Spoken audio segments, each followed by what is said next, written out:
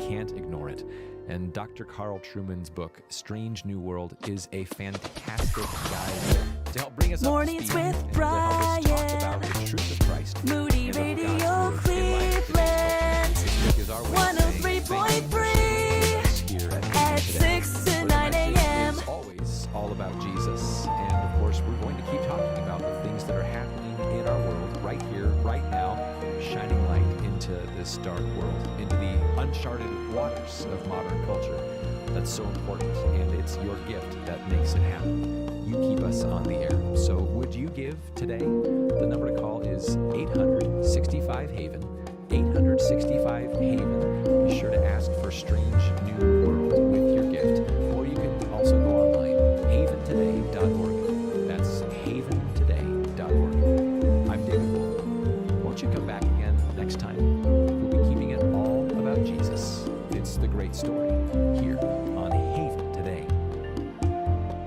Haven Today is brought to you by Haven Today. On Moody Radio Cleveland, hi, I'm Barry McGuire. I'm here to help you understand how urgent and how fun it is to share your faith at every opportunity through the eyes of a layman. If you haven't followed the Bible prophecy, now's a good time to start. Because what's happening today and what the prophets saw coming thousands of years ago are like mirror images. End times are supposed to happen in someone else's lifetime. But here we are experiencing exactly what the prophets told us would happen. Powerful people are calling for a global reset, a new world order, which sounds like a one-world government to be led by the Antichrist. And the pending requirement of every person on the planet to move from our mask to the tattoo of a COVID vaccine before we can buy or sell sounds like a precursor to the Antichrist mark of the beast. Comparing current day events to Bible prophecy is guaranteed to put a bounce in your step and urgency in your desire to reach your unsafe friends before it's too late. There is nothing more exciting than knowing God is using you to move people closer to Him. Join us at IgniteAmerica.com. The Bible teaches us that if we belong to Jesus Christ, we share His righteous status, His victory over sin, His pleasing standing before the Father. We share in all that, and it belongs to us. And we enjoy the benefits of everything that He has achieved. Here is Jonathan Griffiths with today's Moment of Truth. The default mode of the human heart is to think that we need to earn our standing before God. We need to make some big victories over sin. We need to put in the miles and build up our accounts. We need to prove ourselves to Him. And maybe that's how you tend to think this morning. Maybe you're actually here at church today because you want to do that very thing. You need to build up some credit with God, and what better way than clocking up some hours at church on a Sunday morning. But our passage here this morning reminds us that what matters first and foremost is not what we do, but who we know. We'll never do enough to earn our way into God's good books. We'll never do enough to impress Him. We'll never do enough to right the wrongs in our lives. But here's the good news. Jesus has done everything that is needed. And the key thing, the thing that matters, the thing that is important above all other things, is to make for absolute certain that we are with Him, that we belong to Him, that He is our representative before God the Father, that we share in His victory and we share in His righteousness. This has been today's Moment of Truth with Jonathan Griffiths. To learn more, visit encounterthetruth.org.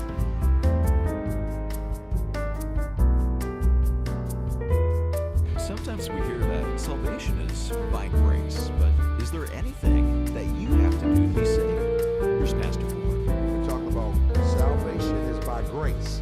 So in salvation, you don't help God out. Paul is saying that the promise God made is like our salvation. God does not need our help to perform anything. Join Pastor Ford for the next Treasure Truth. Weekdays at 9 p.m., Saturdays at 8:30 on WCRF. Serving Erie, Huron, and Lake counties and beyond.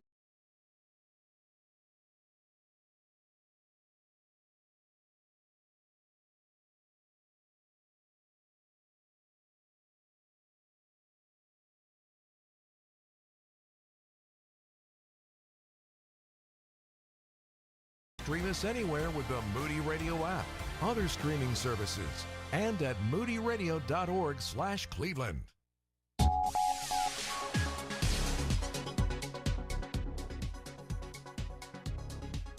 Kamala Harris and Donald Trump have what could be their one and only presidential debate coming up tonight. It's 6 o'clock. I'm Ron Eastwood, Moody Radio News.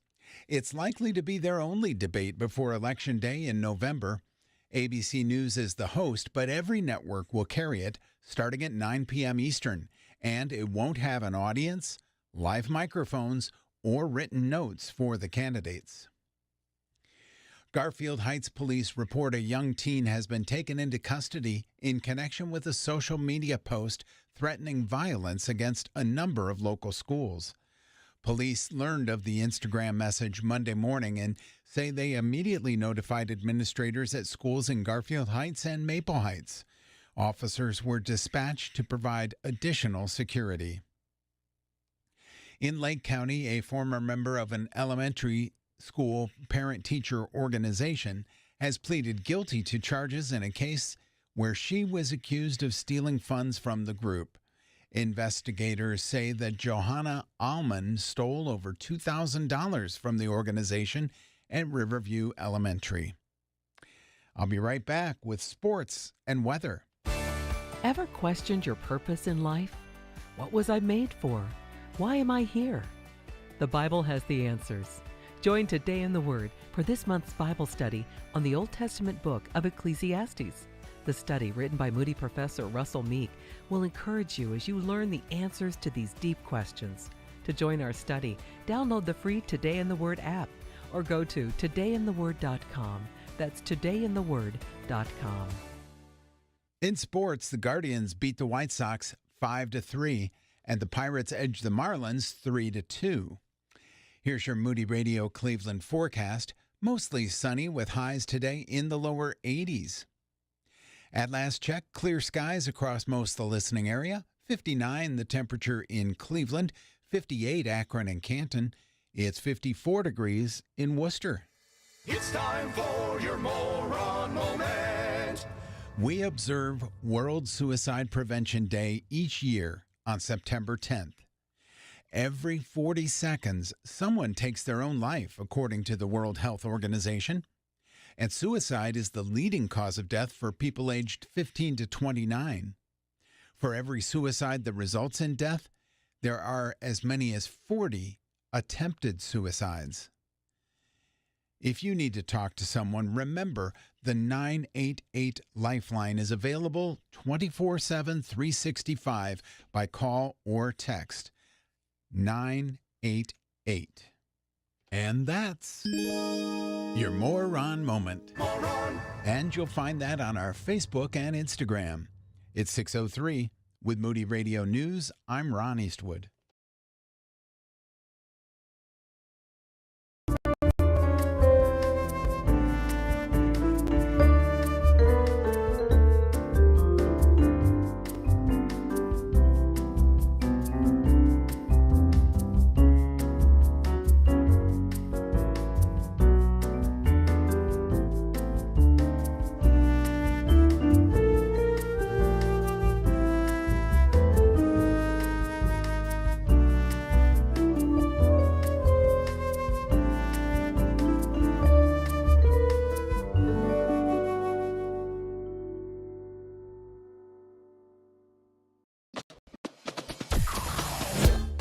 Mornings with Brian.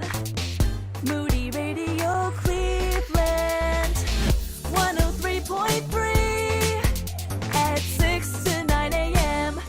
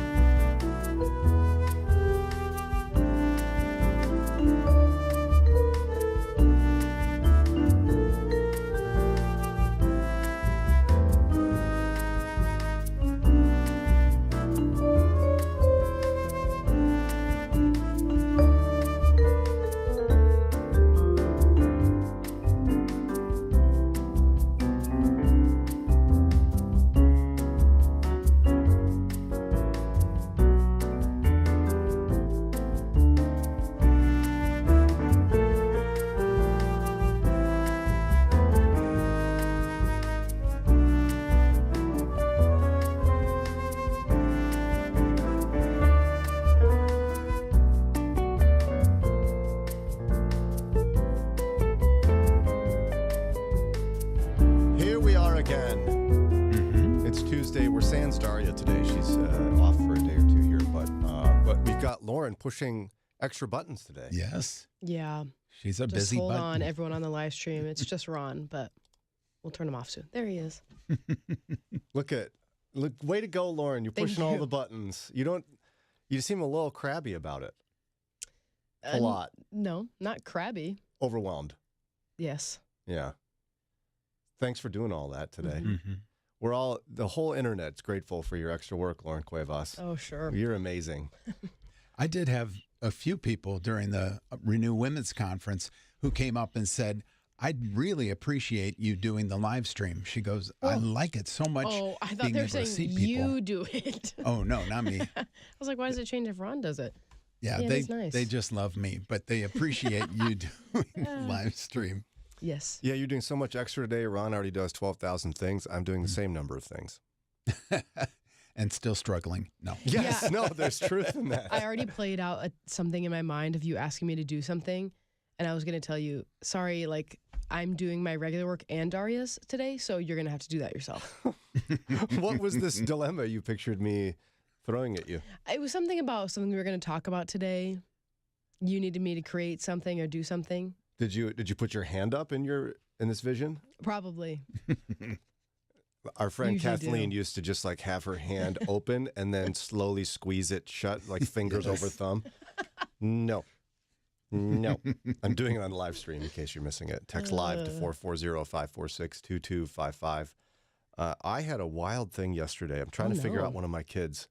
Because as you know, like I live a relatively sedentary life. Yeah. Except for your projects. Yeah, I do projects and I'm moving a lot, but it's usually in a car. So it's still sedentary. Yeah. But I got my number 4, Matthias, awesome kid. All my kids are awesome. It's a tie if they're listening. And he's in 7th grade and he decided out of nowhere to do cross country. Right. Very exciting. I would never even have suggested it because it seems moderately insane to me. But it's a good habit to develop because you can use running as your form of exercise anywhere you go. Yeah, no, it's so good for you. It's amazing. Like I'm impressed by people who do cross country. I just, when you're thinking of sports for your kids, It's not one of them. Right. it's not like, why don't you just run as far as you can? Yeah. Usually it's like they think it's a joke. What do you want to do, Mommy? Well, why don't you run until you can't run anymore? Right. No. So this kid decides to do that, and he's also doing soccer this fall, like a rec league thing. So my. So yesterday, I think you need to put a limit. Like one sport per season. I thought we had that limit, and Sarah snuck in there with something, and we're letting one kid get a pass apparently this year. I have told her once or twice, we're not doing this again. As if that has any impact on her at all. But, Yes. So I pick him up. He gets in the car, and he's like, I just ran 6.5 miles. Wow. I was like, you doing okay? He goes, yeah. Well, we're going right home, and you're going to have like 20 minutes before we leave for your soccer game. Okay. We get to soccer, plays the whole game. So Just in running essence, around. running another 6.5 Yeah. miles. Yeah, plays the whole game. They go do their go team thing at the end. And like when they get a little older, the teams are on the other side of the field. I look up, there's a kid running towards me. It's my kid. Just running at the end of the game to Oh. come to me. And I'm like, what are you doing? Haven't Stop you been running. running You've been enough today? running. He's happy, doing fine. Not even tired, it seems. Whose kid is this? Sarah's. Yeah. Yes. Yes, it's Sarah's kid. Yeah, if he didn't look like you, I would be concerned. I'm so proud of this kid. I just, I Good don't. attitude. Yes. Like, if someone made me run 6.5 miles, I think I'd be wouldn't. punished. I wouldn't. It's like, be what did doing I that. do to deserve this? Yeah. So Proud of that kid. You got a proud moment in your family, too, of some sort. I guess maybe pride's the right word. Healthy pride, but I don't know. My wife's mother, I was going to say my mother-in-law, that would be a term too. She has had breast cancer, and so she had her mastectomy and has started doing all her injections and chemotherapy and stuff. Brutal. She tried a couple of the local hospitals and didn't feel comfortable with the match. So they went to City of Hope outside of Chicago and really loved it there. So that's where she's been getting her treatments up until today. Today, she will get her final treatment and get to ring that bell. Wow. Oh, And yay. my wife and her sister are both there, and they will be flooding that floor with tears, I have no doubt. What a journey. Yeah, it's really cool. If I can ask, how many years young is your mother-in-law? 77. And to battle through chemotherapy and cancer treatment. And it took Wow. It took a little bit because at first you get the diagnosis and there's a sense of depression that hits. And she was thinking, I've had a good life. I know what my future holds. I don't feel like fighting it. And so the kids had to rally around her and say, come on, Mima, we need you here. Try to fight for us, if you won't fight for yourself. And so she got started, and then it was up and down. There are times like you get, I think it's iron injections that make you feel so much better. And you're doing everything that you normally do. And you're like, oh, this is great. And then, boom, you drop down and you have no energy for a week or two. And you feel like, what's my purpose in life? I move from bed to couch. So she's gone through a lot of ups and downs. Dana and Robin have been with her throughout it. And today is a victorious day. And that's a long journey to commit to taking their mother all the way to Chicago for treatments. Yeah. Yeah, her husband took her quite a few of the trips as well. He recently had hip surgery himself. So the long trip was just something he'd prefer not to do. And the girls were, of course, more than willing to go. Wow. And it sounds like, from what you said, your mother-in-law loves Jesus. Yes. Wow. What a day. I know that ringing that bell is a big deal. Yeah. I bet. I wish you could have been there, buddy. I'm glad you're holding down the fort at home, though. Yeah. Somebody's got to feed the cat. Actually, no. You could just probably leave a mountain of food and she'd be fine. Cats. Don't even get me started. I know. But way to go, Mima. Praise the Lord. Amen. For making it through that kind of journey. All right, 6:15. Coming up in a couple of minutes, we got a few things to do. What your coffee order says about your spiritual life. Oh. Ron's a little nervous, it looks like. Lauren should be the most nervous over there. No, I already read it and I laughed out loud, so I'm excited. LOL. I found one that fits me pretty well, actually. Okay. We'll get to that. Plus, Wait, does the spiritual life fit you, or like your actual coffee order does fit you? yes and yes. Oh gosh. Okay. And also, we're going to do some Supreme Court talk with Linda Uveges of City Mission. There was a big Supreme Court case recently that impacts people experiencing homelessness pretty dramatically. And I was actually disappointed how little it's been discussed in the news. I mean, Lauren and I listened to a Supreme Court podcast, which is like super nerdy, like a law podcast. Yeah. I got you to listen to it. It's actually really good. It's called Advisory Opinions. And they didn't cover it, as far as I can tell. It was like a couple of lines. It wasn't much. I'm offended. Yeah. This one matters to me. Part of it's because I have a cousin who is experiencing homelessness due to mental illness. So it cuts deep for me. 6:16, though, we'll take a quick break and talk about Lauren's concerning coffee preferences and my rugged choices when it comes to coffee.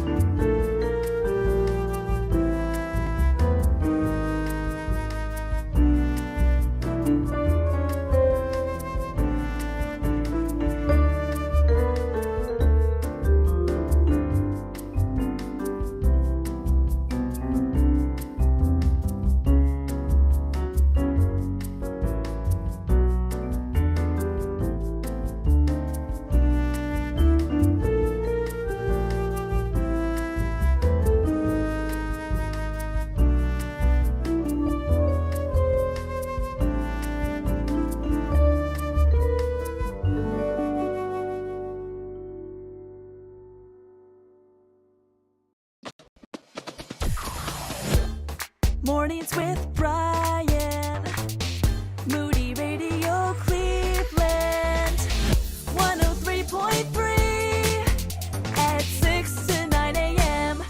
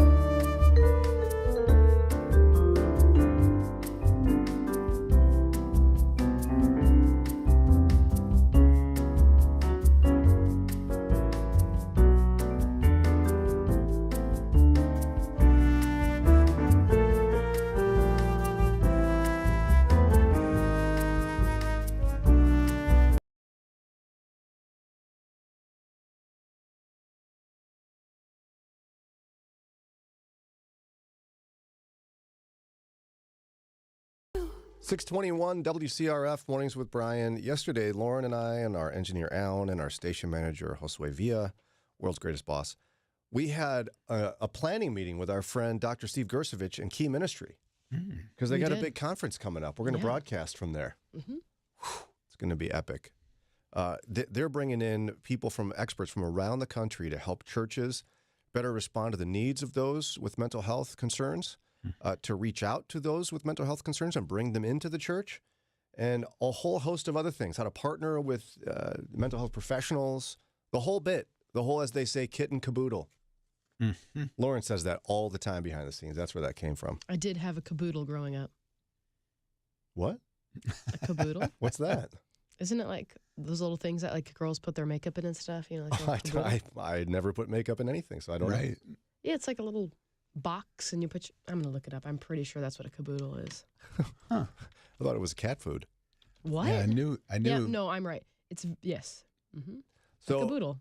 No wonder I thought of this because of Lauren's caboodle. Yes. You could her bring kit. And my kit. You could bring your caboodle to the Key Ministry Mental Health and the Church Conference coming up September 26th and 27th at Bay Presbyterian Church.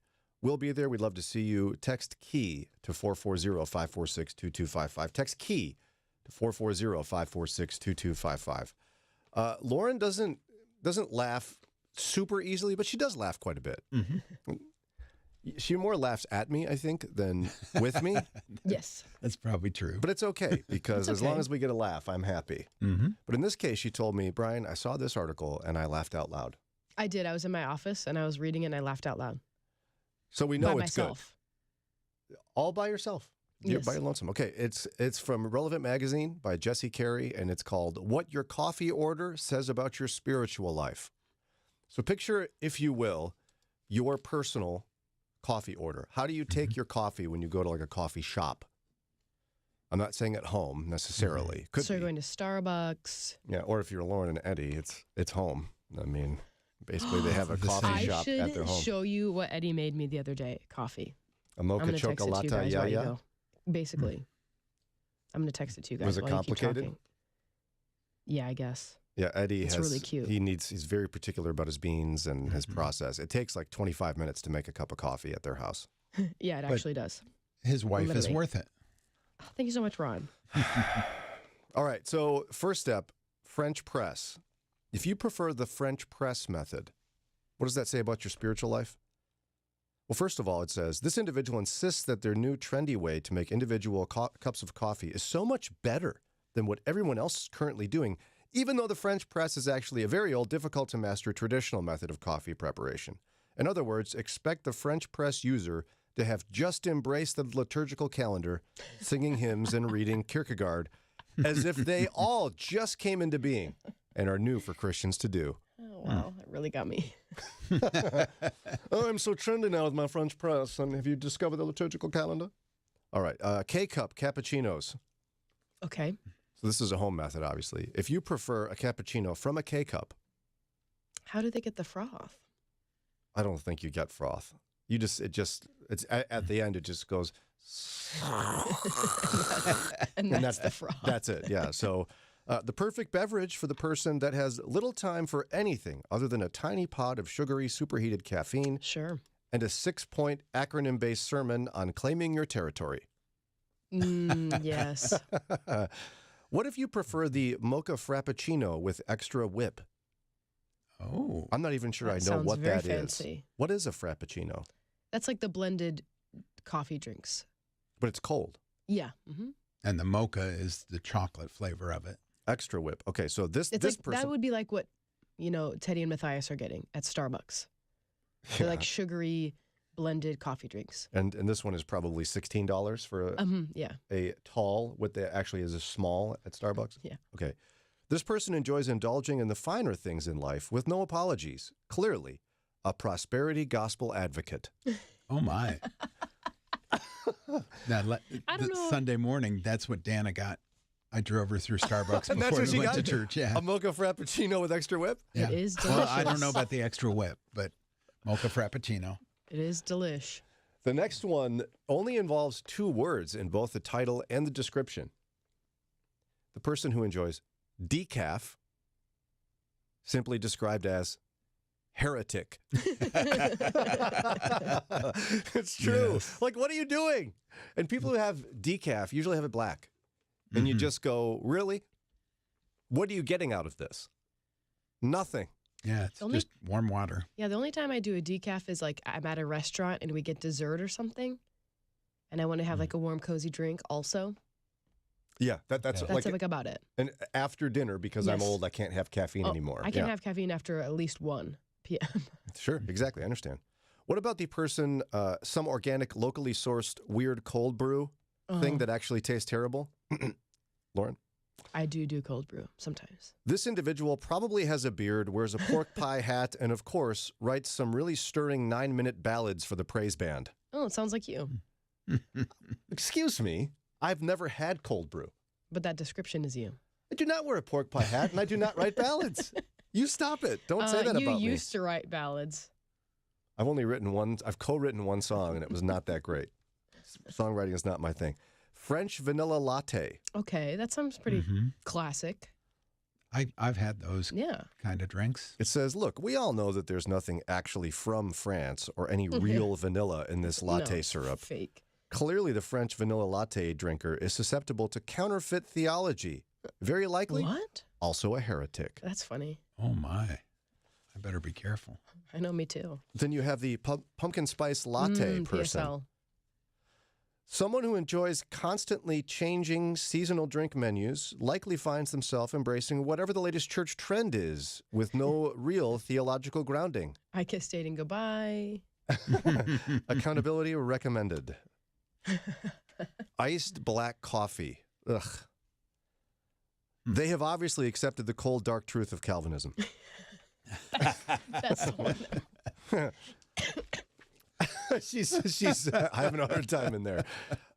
What about That one really got me. That's the one that made me laugh out loud. What about the person who enjoys soy macchiato? Ooh, goodness. Intolerant of weak sermon illustrations, flowery contemporary worship songs, feel-good self-help teachings, and of course, lactose. Yes, of course. I found a revised version of this article. Anti-lactose. Okay. The person who prefers Folgers with well water from a drip coffee maker. Oh, yes. Huh. Admirably frugal and earthy, this individual is one to be admired. They can't be bothered with the snobbery of other options. They just want caffeine. Their theology, simple, direct, faithful, accurate. The author was some B. Dolan. I don't know who wrote that. I can't quite tell with the chicken scratching on here. I actually worked hard on that. Yeah, it sounds very good. That's a good job. Accurate? Of who you are? Yeah. Yes. Wait, what do you mean by that? What do you mean by that? There were two descriptions in their preference for coffee and their theology. That was definitely your coffee. That is your coffee. Your theology was fine. That's a fine description. Thanks. He can't find his bell. Thanks, Lauren. Oh, Sure. Tear. I'm not one to go around saying people have bad theology just when they don't. When the mic turns off, though, in a minute, we'll find out what she really thinks. All right. You do drink a French press every morning here, so. It's because it's provided for me. Yeah. Ron and I have a tendency to drink or eat whatever's provided to us for free. Mm-hmm. If I'm sitting and something's handed to me to eat or drink, I'm good. As long as no money's exchanged. You're still kind of funny about, like, if people bring in things and you don't know who they are, they just, like, drop them off. I don't know where they've been or where that's been. Right. You're a little funny about eating that. I'm still like, oh, I'll eat it. Well, Dari won't touch it. I eat it. I'm eat like, it. Yeah, if I die, I'm going to heaven. So yeah, exactly. What's the risk? I had a student once come in, hey, Mr. Nolan. Oh, my gosh. I made these cookies for you. There was a brown paper bag of cookies, and I was like, oh, thanks. As soon as they left the room. Trash. Boop, in the trash. I was convinced it was filled with Turbolax. Yes. And I was going to be a repeat of, my worst scenario ever, though, guys. Worst ever. I'm at a restaurant with a buddy. Server walks up. It's a kid I just failed on a paper for plagiarism. Well, that's his own fault. I was so scared Don't to eat that meal. plagiarize. I still ate it. I turned out okay. All right, coming up in just a minute, our friend Linda Uveges from City Mission will join us to talk about a Supreme Court case that I've been frustrated hasn't been discussed enough. City of Grants Pass v. Johnson. It has a lot to do with people who are experiencing homelessness.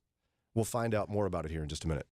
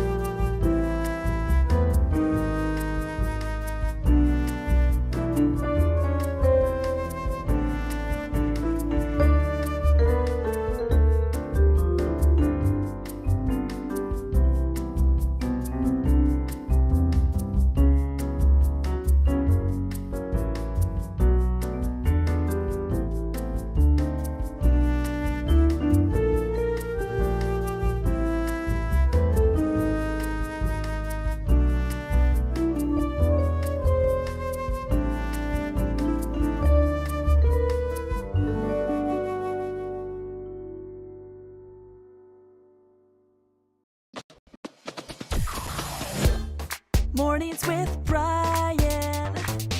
Moody Radio Cleveland. 103.3 at 6 to 9 a.m.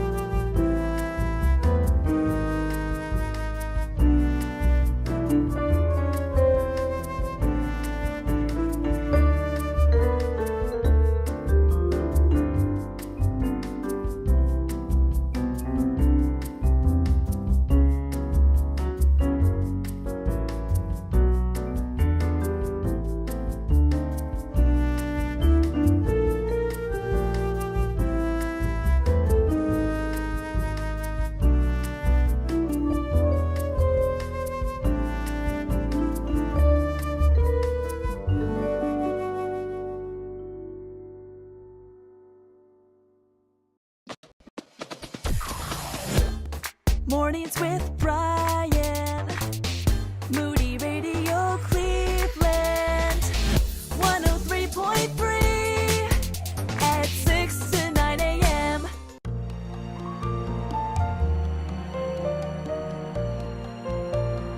.38 WCRF Mornings with Brian. I watched a lot of Law and Order when I was in college. Mm-hmm. I feel like I'm essentially an attorney after this.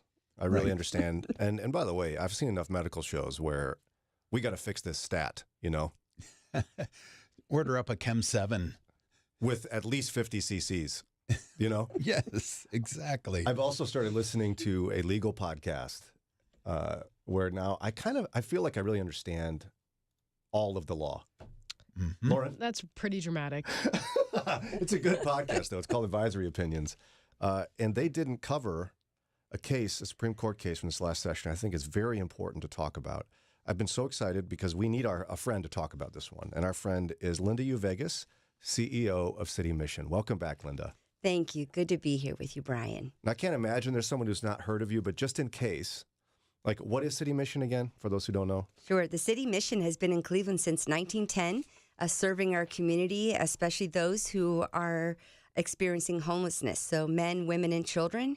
We have a holistic, comprehensive program for those who are struggling. And the goal is when they leave the City Mission, they are stable and are ready to be back into the community and feel just thriving in what they're doing, with whether it's housing or employment, and closer to Christ.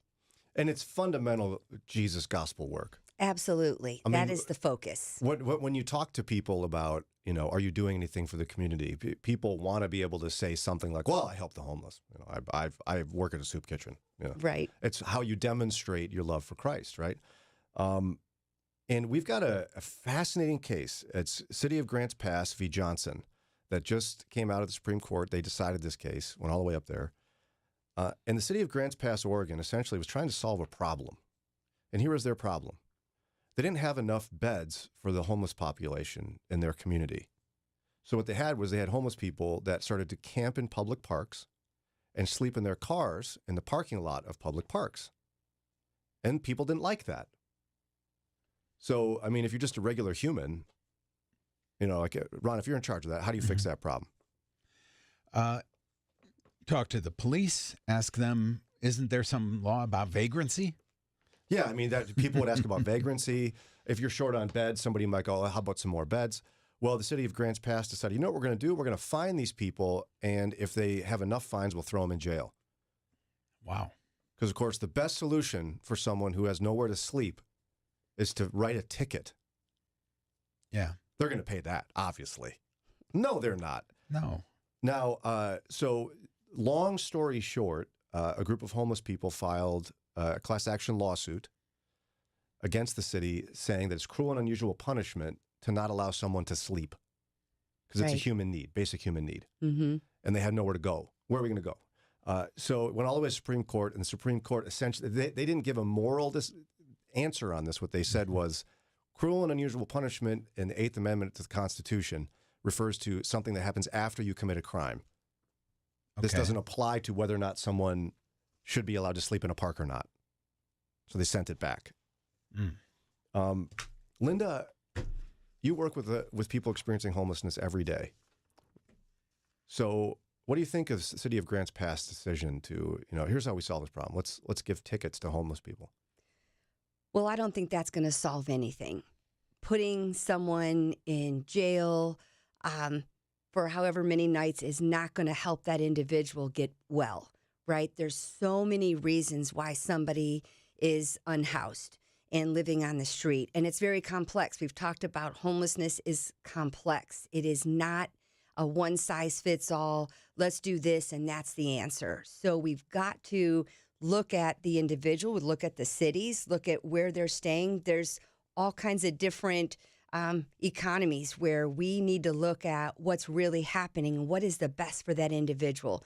I've said before, I don't think it's dignified to have somebody laying on the street, languishing in pain or or depression or mental illness or addiction.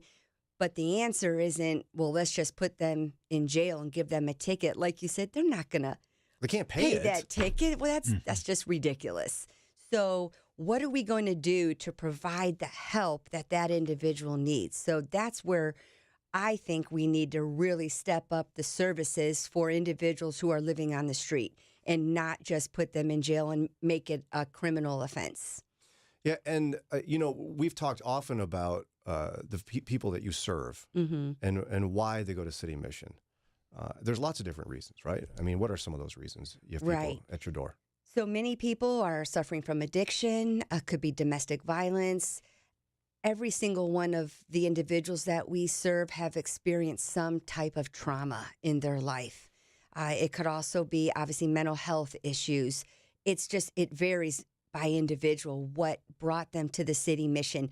Nobody chooses to say, that's when I grow up, that's where I want to go. That isn't the case. Life or experiences have happened to them. Some of them are victims of violence, victims of whatever their childhood, what their experiences were. This is not something that somebody chooses. So we know that, and we want to meet that person where they're at, just like we need to meet the people where they're at when they're unhoused on the street. What is best for you? And let's talk about that. Now, the truth also is many individuals that I've spoken to on the street, I spent a half a day just, being on the street with another organization, really learning what is happening out there. And many of them do not trust a shelter. They're afraid. Is it safe? How do I know I won't be more damaged or hurt or another trauma experience for that individual? So it's scary. There's a real lack of trust. And sometimes that's really founded. In shelters, some things, they're not always great. And so there's fear of their possessions being stolen. That's all they have. And so to go into a shelter can be pretty scary for an individual. To what extent is it accurate that there is also a group of individuals living on the street here in our community that are suffering from a severe enough mental health crisis that they can't make a rational decision to go to a shelter? Oh, absolutely. Is that real? That is very real. So prevalent among those who are unhoused and, on the street. So how do you convince somebody, to say, this isn't what's best for you? Would you be willing to take this next step to get some help, whether it's at a mental health? There are mental health beds, but they're very limited. We're talking like 25. 25, that's it? Yes, absolutely. There's a mental health crisis intervention, but it's very limited. So when I was with this organization, they went out and every time, would today be a good day for you to consider maybe going to this facility? Would you be willing to do an intake? Would you be willing? And some say, yes, I am ready. And others, there's a lot of fear. Yeah, you can't really understand it until you experience it. And I've mentioned this before, but I have a cousin who's about 10 years younger than me, early 30s. He has not been formally diagnosed for a lot of reasons because he refuses to be. But I believe he's displaying clear symptoms of being paranoid schizophrenic. I've had text conversations with him as I'm trying to convince him to get help.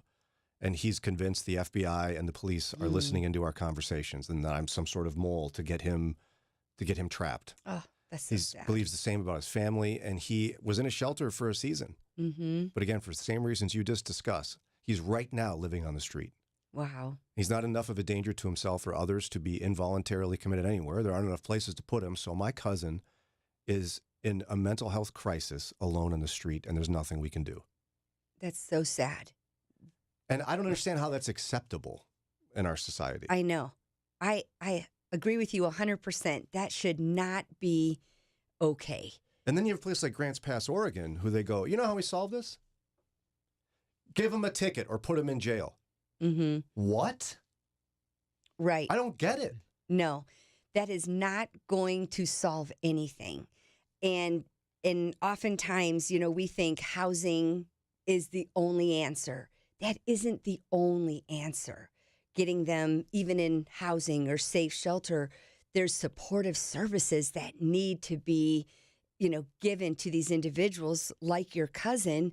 Let's talk. Maybe it's medication that would help him, get him regulated.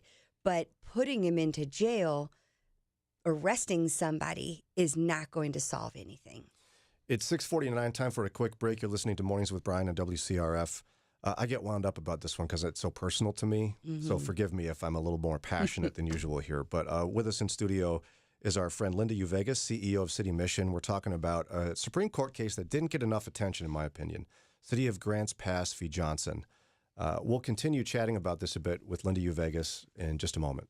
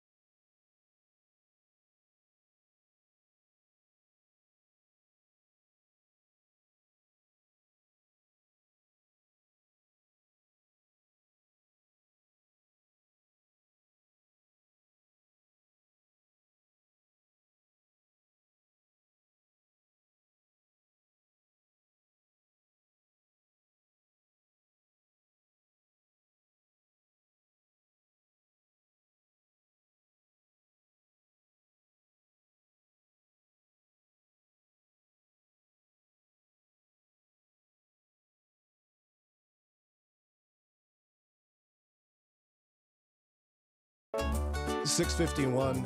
We as followers of Christ are supposed to have compassion for the oppressed, for those in need. Jesus had a heart for them, and we are too as well, as we live out our faith in our community. Well, the Supreme Court recently decided a case, City of Grants Pass v. Johnson, where Grants Pass, Oregon, had a problem with homelessness, where people experiencing homelessness, the beds were full, nowhere to go, started camping in public parks and sleeping in their cars in parking lots of public parks. People didn't like that, so their solution was fine and or imprison these individuals. Went all the way to the Supreme Court, and for a variety of technical reasons, the Supreme Court overturned that situation. So the City of Grants Pass can continue doing this. We're chatting with Linda Uveges, CEO of City Mission, about this situation, because really every city has this problem, yeah? Exactly. I know in Cleveland, we have about 250, 300 individuals who are unhoused, living on the street. Really? So the mayor called all the nonprofit leaders together and different organizations that really are passionate about this, and said, we have got to find a solution. And even though this Supreme Court was passed and, the Grants Pass thing, Cleveland is not doing that. So they're not going to find people. They are not going to find people. They are not going to arrest people. And each city has that decision to make. So I know maybe about a few weeks ago, the governor of Los Angeles, Gavin Newsom, he started rounding everybody up and started arresting them and putting them in jail. Well, they have a ton of, unsheltered, living on the street. About 28% of those, there's about 630,000 individuals who are homeless. Half of those are living on the street. Oh, in California? No, across America. Oh, across the country. Yes. Okay. And then, but in California, there's about 28% of that 250,000 are living on the street. And so they decided hey, we got this Supreme Court ruling, and we're gonna start arresting people. So some governors, some places will do that, but that is not going to happen in Cleveland. And the mayor just put out it was in the news that they have housed 12 individuals that were living on the street. Huh. They are safely housed. And so the goal is to complete this by the end of the year, that 150 of those who are unhoused will be housed. And that's great. And I applaud the mayor for making that effort. And I agree with it. My only thing that I want to know is, are they receiving supportive services? Because housing is not the only issue. The answer is not. And that's where I would probably differ. Our approach to homelessness is not that the only answer is housing. It's the services that go along with it we must have. There's a act, or it's called Housing Plus Act. That's by Andy Barr. He's in Kentucky. And I love the Housing Plus. And then we can start really addressing the housing plus the services. That's going to be what interrupts and breaks that cycle. Absolutely. Yeah. And I brought up the case of the situation of my cousin who's living on the street because of mental health issues. If you just give him a place to live, it doesn't solve anything. Right. It doesn't solve a thing. And so I know, like, in a simplistic way, right? People go, well, why don't we just build cheap housing for people to live in, who are these 250 people? We'll just find some empty lot and build an apartment complex. Let's put them all in there. Why is that? Why is that not a solution? It's a possibility. Obviously, it's expensive, right? I know that, and again, we're not in California, but they have spent millions, even billions of dollars. And during that time, more people have become homeless because it's a constant flow. You can build that, but that there's people always entering homelessness. And so what are we going to do about that? In fact, I feel like we needed to have a preventative approach. Let's not wait till they're already experiencing homelessness. But what are we doing on the front end before they experience and have that crisis? So some sort of like crisis intervention options for perhaps families that are seeing some troubling signs in a family member. Maybe they need just a little bit of support, or maybe they need, before they get evicted, there's something that we can do, So I think there's opportunity for those, areas to be able to help those before they get to this crisis. But like your cousin, it's so hard being undiagnosed technically, but how do you reach him? And how, the answer, like you said, is not putting them into jail. And there's no free solution. This is the other challenge. There isn't. Like, I wish there was a magical solution to this problem where for no money, we could help people who are experiencing homelessness and severe mental health issues. Right. But there's no such thing. No, there isn't. And so now what? Yeah. Like, how do we pay for this? Right. That's a really big question. I wish I had a great answer, but because it's expensive. It is. It is. Ongoing mental health services for some medication. It's very expensive. And some people who are experiencing severe mental illness enough to be on the street may never be able to be a fully functioning individual in society. Right. And we used to have an option for this, which was we had much more robust mental health hospital facilities to house people and care for people in the situation. But those were shut down decades ago. They were. And maybe some for good reason, because it wasn't run well, or there was, we all hear those stories of, oh my goodness, what happened in that institution. Well, we've got to do better. The answer isn't just to shut it down. What can we do?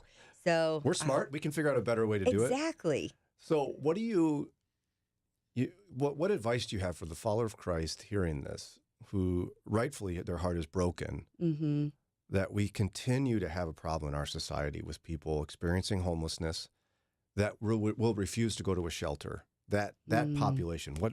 What can we do to help them? Oh, that's a great question. In a very practical way, when I am walking, on the street, downtown, or wherever, or even in at the end of a highway, off ramp, exit ramp, you see individuals. I feel everyone, and I know we believe this, that everyone is made in the image of God. Amen. So I never want to look away. I want to acknowledge. I want to meet that person face to face, eye to eye, and acknowledge who they are. And as far as a larger scale, honestly, there are great organizations to volunteer with. Or if you have a heart for street outreach, email me. I'll connect you with an organization that I know does great work on outreach on the street, under the bridges, go to the tent encampments and serve, and just really just love that individual, love on them, treat them with dignity, and come alongside people who already know what they're doing and have already established some ministry. And we could always use volunteers and people to help in this crisis, because it is a crisis, and it's not going away. No, it's not. And we are so grateful for all the good work City Mission is doing with so much of the homeless population in our community. You all are housing and caring for and sharing the gospel with so many people. How can folks support what you're doing? We're big supporters of it here at Moody Radio, but how can folks reach out to you directly and either volunteer or donate? Sure.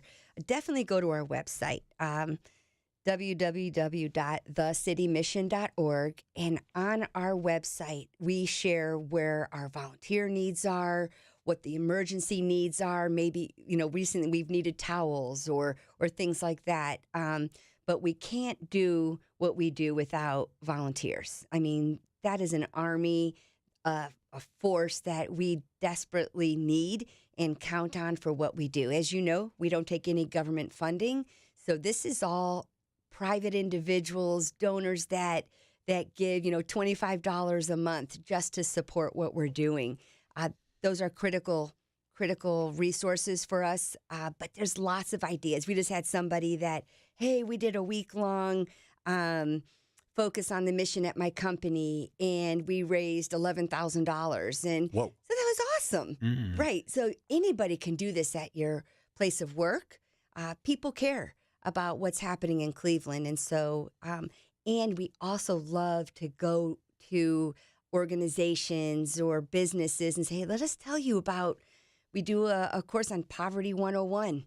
Let's help you be informed of what's happening in the city. So we love those opportunities. And I would love to hear churches grabbing onto that opportunity, because I think a lot of followers of Christ, innocently so, misunderstand poverty and homelessness. Absolutely. And I think it would be eye-opening to learn more really what's going on. And the hard part for me too is, like, there's 250 people really struggling on the street. The church could care for that. Yes. Like, it wouldn't take much for churches in our community to come together and fix the problem for the city of Cleveland. Right. In the name of Jesus. Amen. Yeah. I just, I can't make anybody do it, but it would be really cool if it happened. It would, wouldn't it? I mean, we do need to step up. And, the city mission is, in the past, was called the arm of the church downtown, the downtown arm of the church. And that's what we want to be. We're an extension of the church. thecitymission.org. Yes. Go to thecitymission.org. Linda Uveges has been with us, CEO of City Mission. Thank you for your time and your passion and for all the great work that your team is doing. And be sure to give Jamie Buxton a really hard time today. Thank you, Brian. It's always a pleasure to talk with you. All right. Thanks. God bless you. It's 7:02. It's time for Ron's News and today's Moron Moment. Mornings with Brian on Moody Radio Cleveland, WCRF Cleveland, WVMS Sandusky, WVML Millersburg, WVMN Newcastle, WVME Meadville, WVMU Ashtabula, and everywhere with the Moody Radio app or at moodyradio.org/Cleveland. The White House is shooting down a Republican proposal to avert a government shutdown. It's 7:03. I'm Ron Eastwood, Moody Radio News. Congress has until the end of the month to pass legislation to keep the government funded. Republicans want a stopgap plan to keep the government funded into March, and they are trying to tie that to require proof of citizenship voting laws. A Cleveland-based manufacturer is closing its doors after 66 years in business. Samsel Supply, located on Old River Road, is a fabricator and distributor for contractors, industrial firms, municipalities, and the commercial marine market. The company says it will continue to take and fulfill orders through October 5th, and then it will cease operations. And the U.S. Marshals are saying a recent operation led to more than 30 Northeast Ohio missing children being found. From August 19th through September 6th, Operation Homecoming was performed by the U.S. Marshals, the Akron Police Department, and the Summit County Sheriff's Office. The operation led to 32 children between the ages of 13 and 18 years old who had been reported as missing being found. I'll be right back with sports and weather. You're investing, right? But what about in your marriage? It's not just like you say I do and then life is great. We need to make this a priority. In a lot of ways, we're on autopilot. Family Life's Weekend to Remember is your weekend to reinvest in each other. It totally changed the way we look at marriage. We invested in each other, and it's paying off. Register for any location nationwide by September 16th and save 50% at weekendtoremember.com. In sports, the Guardians beat the White Sox 5-3, and the Pirates edged the Marlins 3-2. There was much rejoicing. Here's your Moody Radio Cleveland forecast. Mostly sunny, with highs today in the lower 80s. And at our last check, we had clear skies and 56 degrees now in Cleveland. Akron and Canton, clear and 53. Ashtabula is reporting fog and 50 degrees.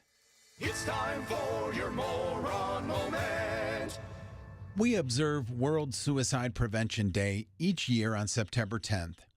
Every 40 seconds, someone takes their own life, according to the World Health Organization. Suicide is the leading cause of death for people aged 15 to 29.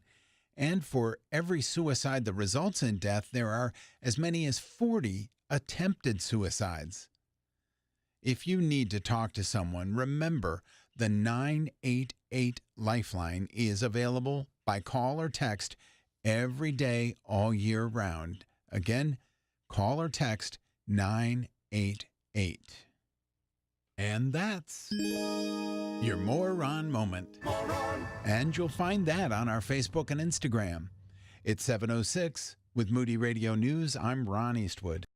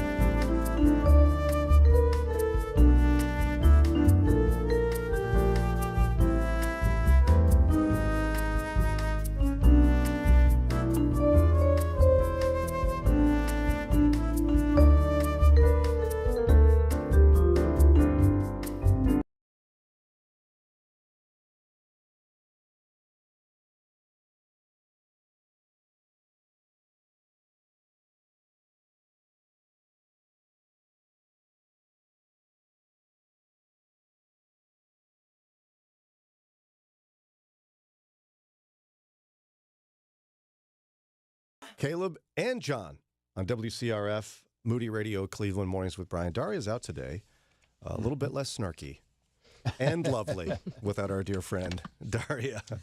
And Lauren, thanks for all your hard work on the live stream. Sure. You feel like riding a bike now this time? No, it never is. I always have to watch her tutorial video every time. Oh, she made you a video? Yes. That's so sweet. She's very humble because she does a lot at once over there. And then I throw random questions at her out of nowhere and she has to answer them and everything. So you sent a random text to us where Eddie made you your husband Eddie made you a coffee drink. Yes. And for those who don't know, Eddie has this routine where he buys fancy single origin, like organic free range coffee. They're not necessarily single origin, but yeah. I love that you just debated that because try to make it sound outrageous. Yeah. And he brings it home and he kind of hugs it as he walks home. And then he takes out each bean. Hello, bean. I love you. Thank you for your sacrifice. And he places it in the grinder. And it is a Christ type, yeah. It's a whole thing that he does. And he made you something and you said, Yes. Hey, look, guys, he made this for me. Yeah, it was I don't even know what it means. the best thing I've ever had, ever really. What did he make? A pumpkin spice cortado. That sounds like a Mexican dish. Yes, it does. Like I've never heard of cortado. I'd like a cortado, please, and a tostada. No. As well as a burrito. Those all end in O's. This is a What is that? It's like a mini latte. But what's the difference between a latte and a Cortez? Cortada? Frittata. I don't think there is, except that it's smaller, maybe. I don't know. So it is a latte. Yeah, I'm pretty sure. And it's just small. Let's A just look it pumpkin up. spice frittata. Cortado translates to cut, meaning that the coffee is cut with milk, equal parts espresso and steamed milk. Oh, so it's equal parts. That's the difference. Yeah, Because a latte is mostly milk. I think so. And just one shot of espresso, maybe two. Wow. So I think I'll still sign up for well water and Folgers. I don't think so. You should have tried this. It's way better than your well water and Folgers. Does he put on like a cool little apron and like maybe a special hat when he makes this for you? Like a pork pie hat or something? No. He doesn't have a special hat. He does have an apron, but that's for baking, obviously. Well, yeah, he's actually a really good baker. I don't knock that. Part of it obviously is I'm a little jealous of Eddie. Yeah, exactly. He's got a skill that I don't have, and Well, you have skills that he doesn't have. he so. loves his wife in a way that I'm unable to love my wife, and I. You're building your wife a she shed.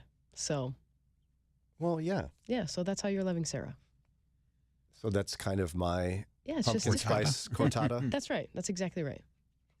I was lamenting to my wife yesterday, though. Like, she's like you, where not really anything impresses her at all. But I've been working on this thing for weeks for her, and Did you tell her I need you to be impressed with me? yeah, I mean, I've dug this giant. There's a giant trench. Okay, but did you tell her I need you to be impressed with Yes. me? Okay, good. And I'm convinced that I'm going to get 1 point for this. Oh. Like, this is how wives are.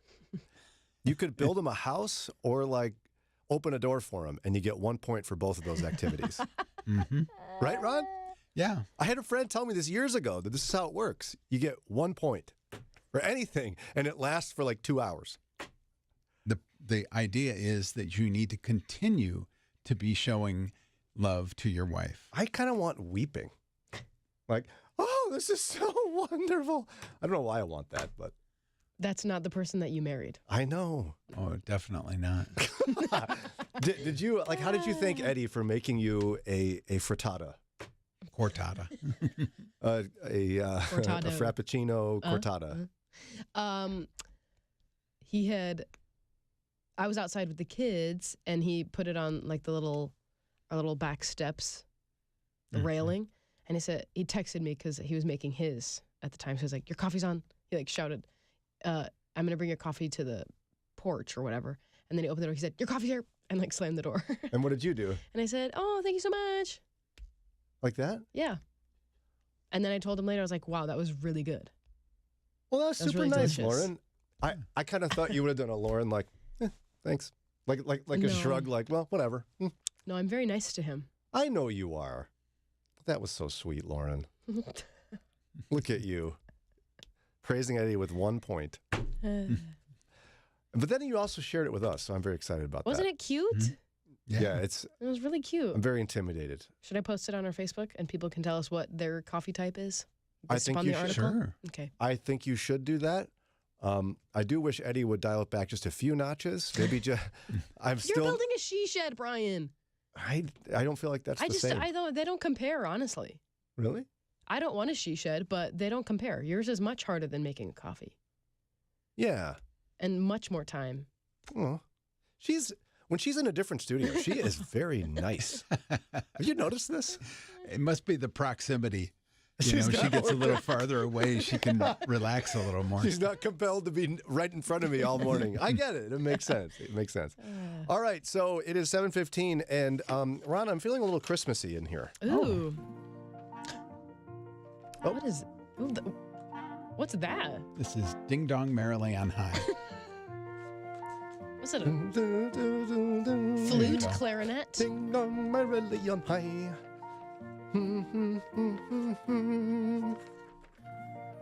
Oh, a flautist. Ah, Christmas on September 10th. You might be annoyed with me. I don't normally allow this to happen. But we have something fun, so it must be allowed. Moody Radio presents Christmas with Rebecca St. James, sponsored by Compassion International and Christian Healthcare Ministries. Okay. Coming to you on December 5th, 6 p.m. Doors open, 7 p.m. concert. It's at Grace Church in Middleburg Heights, featuring a picture elf costume, kind of prancing. Staccato dancing. Yeah, staccato dancing, Pastor Scott Lessing. Oh. Oh, my. He'll be an elf suit. Wow. Yeah. This is getting better every day. It's only been 2 days. We have 3 more months of this. Rebecca St. Soon James. you'll be in the elf costume, Ron. No, just Pastor Scott. We're going to focus on Pastor Scott since he's part of this. We love our friend Pastor Scott.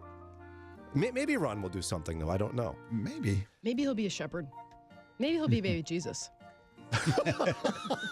Better build a sturdy manger. That would be amazing. I love it already. Daria can be Mary, and we'll bring Cody. Mm-hmm. He's a little persnickety, my donkey. I don't know if he would consent to that. All right. I'll talk to him. Yeah. We'll see. But yeah, Pastor Scott, elf costume. Yes. Prancing. Because he is the warm-up act for Rebecca St. James? Brian, you're asking too many questions that we don't need or know the answers to right this second. I have on this paper, he's a speaker at this event. Don't worry, he's not going to do a long message. Yeah, I wonder where you got that paper from.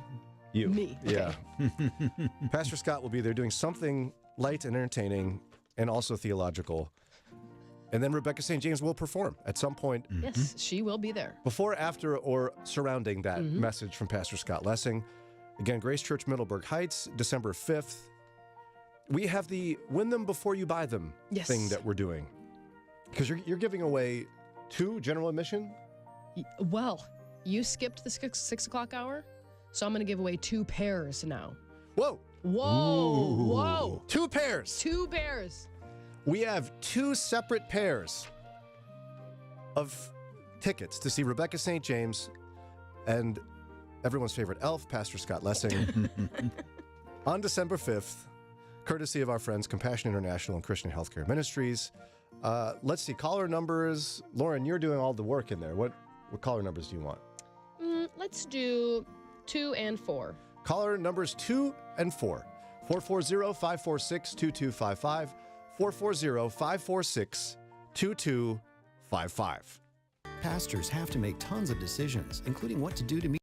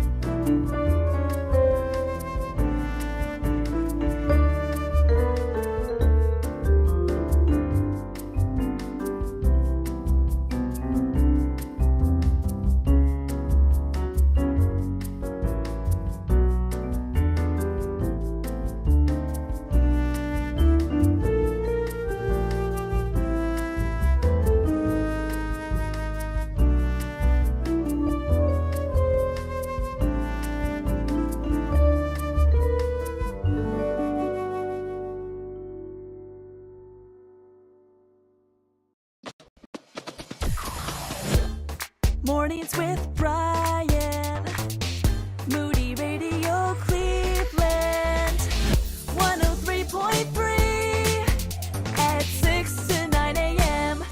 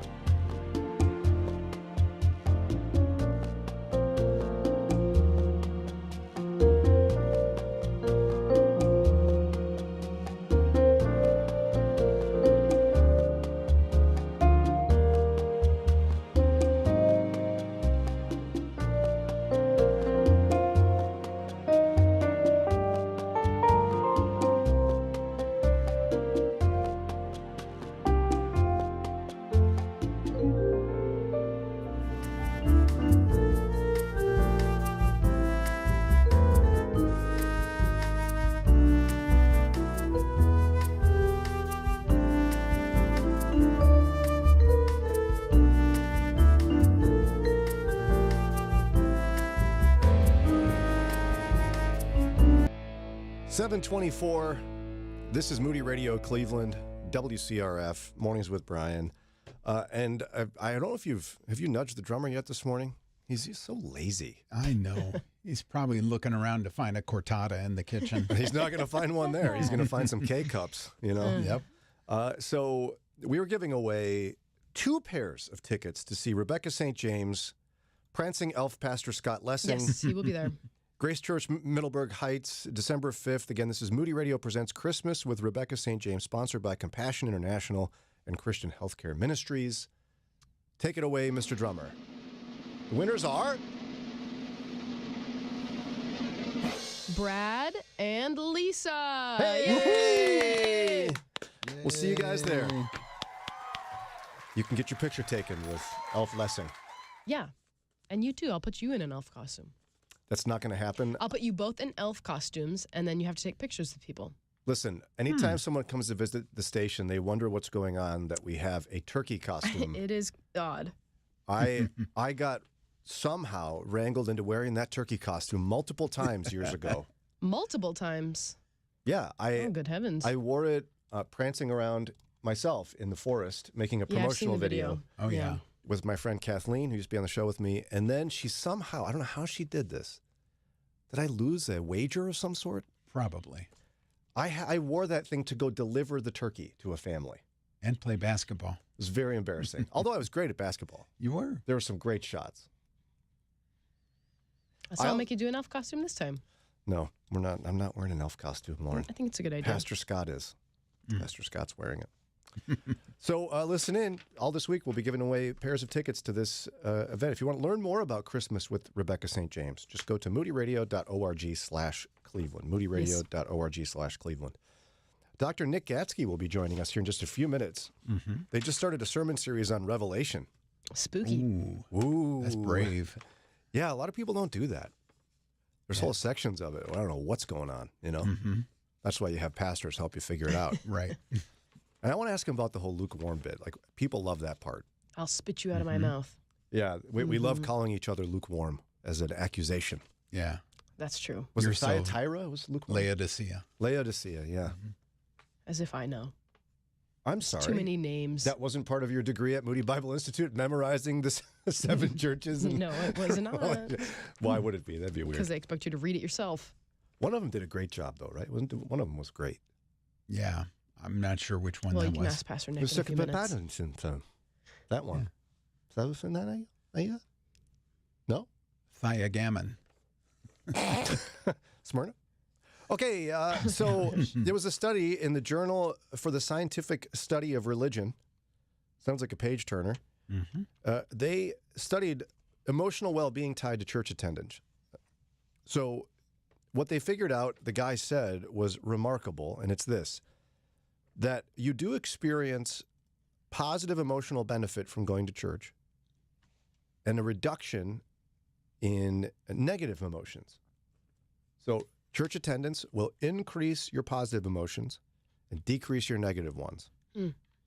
But what they discovered was that this experience will only happen if you attend church regularly.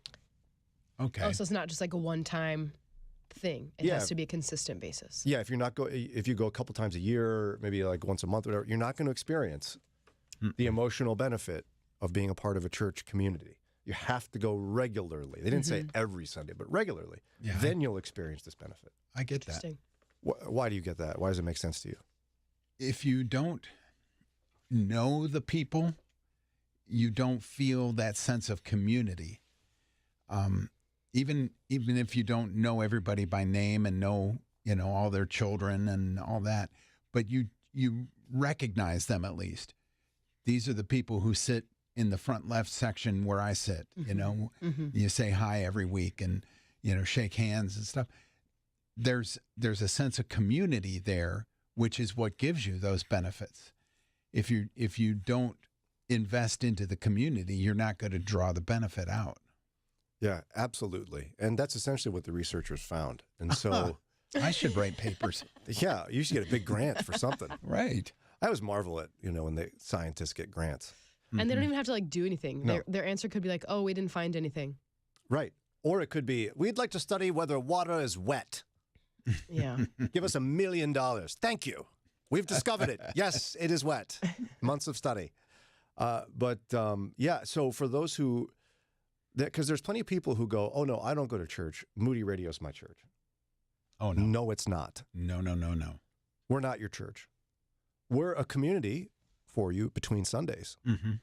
But we adamantly believe you need to be a regular attender. Book of Hebrews talks about not forsaking the assembling of believers. We ought to be regularly attending church, and you ought to be a part of a church community. If you're not, get plugged into one. If you're having a hard time finding one, I don't know. At some point, you got to pick something. Right. And if you keep encountering problems, maybe the problem's you. Seriously. Yeah. Maybe it's a change of attitude or heart that you need to pray about because you've got to get plugged in. It's no wonder that we discover that science studies it and discovers regularly doing what God said is good for you. Shocking. So think about it. Go be a regular member of a church. Maybe you live in the Canfield area and you want to go to Old North Church in Canfield. Maybe. It's neither old nor north. But it is a church. Discussion worthy for sure. Dr. Nick Gatzke from Old North Church will join us in a few minutes. We're going to dig in a little bit to what is it about Revelation that captivates people, scares them? Why do pastors avoid it? We'll cover all those things. Plus, I have a little behind-the-scenes thing I need to deal with. Why did you just smack your lips? Because I know exactly what you're going to do. You just... Yeah. Yeah. Well... Nothing gets past me, Ron. That's not true. Actually, a lot of things get past me. Okay, most things get past me. Some things I catch. Unless you can throw somebody else under the bus, which you're about to do after this break. I'm good at it. You got to lean into your strengths. Tom Rath's Strengths Finder. Haven't you ever heard of that? Come on. I have. Strengths. Okay, get ready. I'm going to pull Lauren under the bus. We'll talk about Revelation with Dr. Nick Gatzke here after we pause for prayer.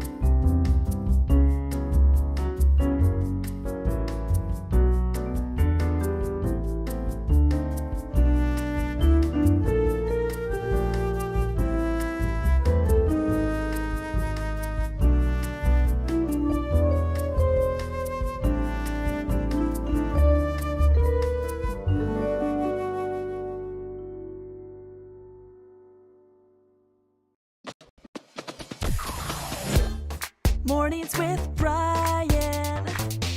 Moody Radio Cleveland. 103.3 at 6 to 9 a.m.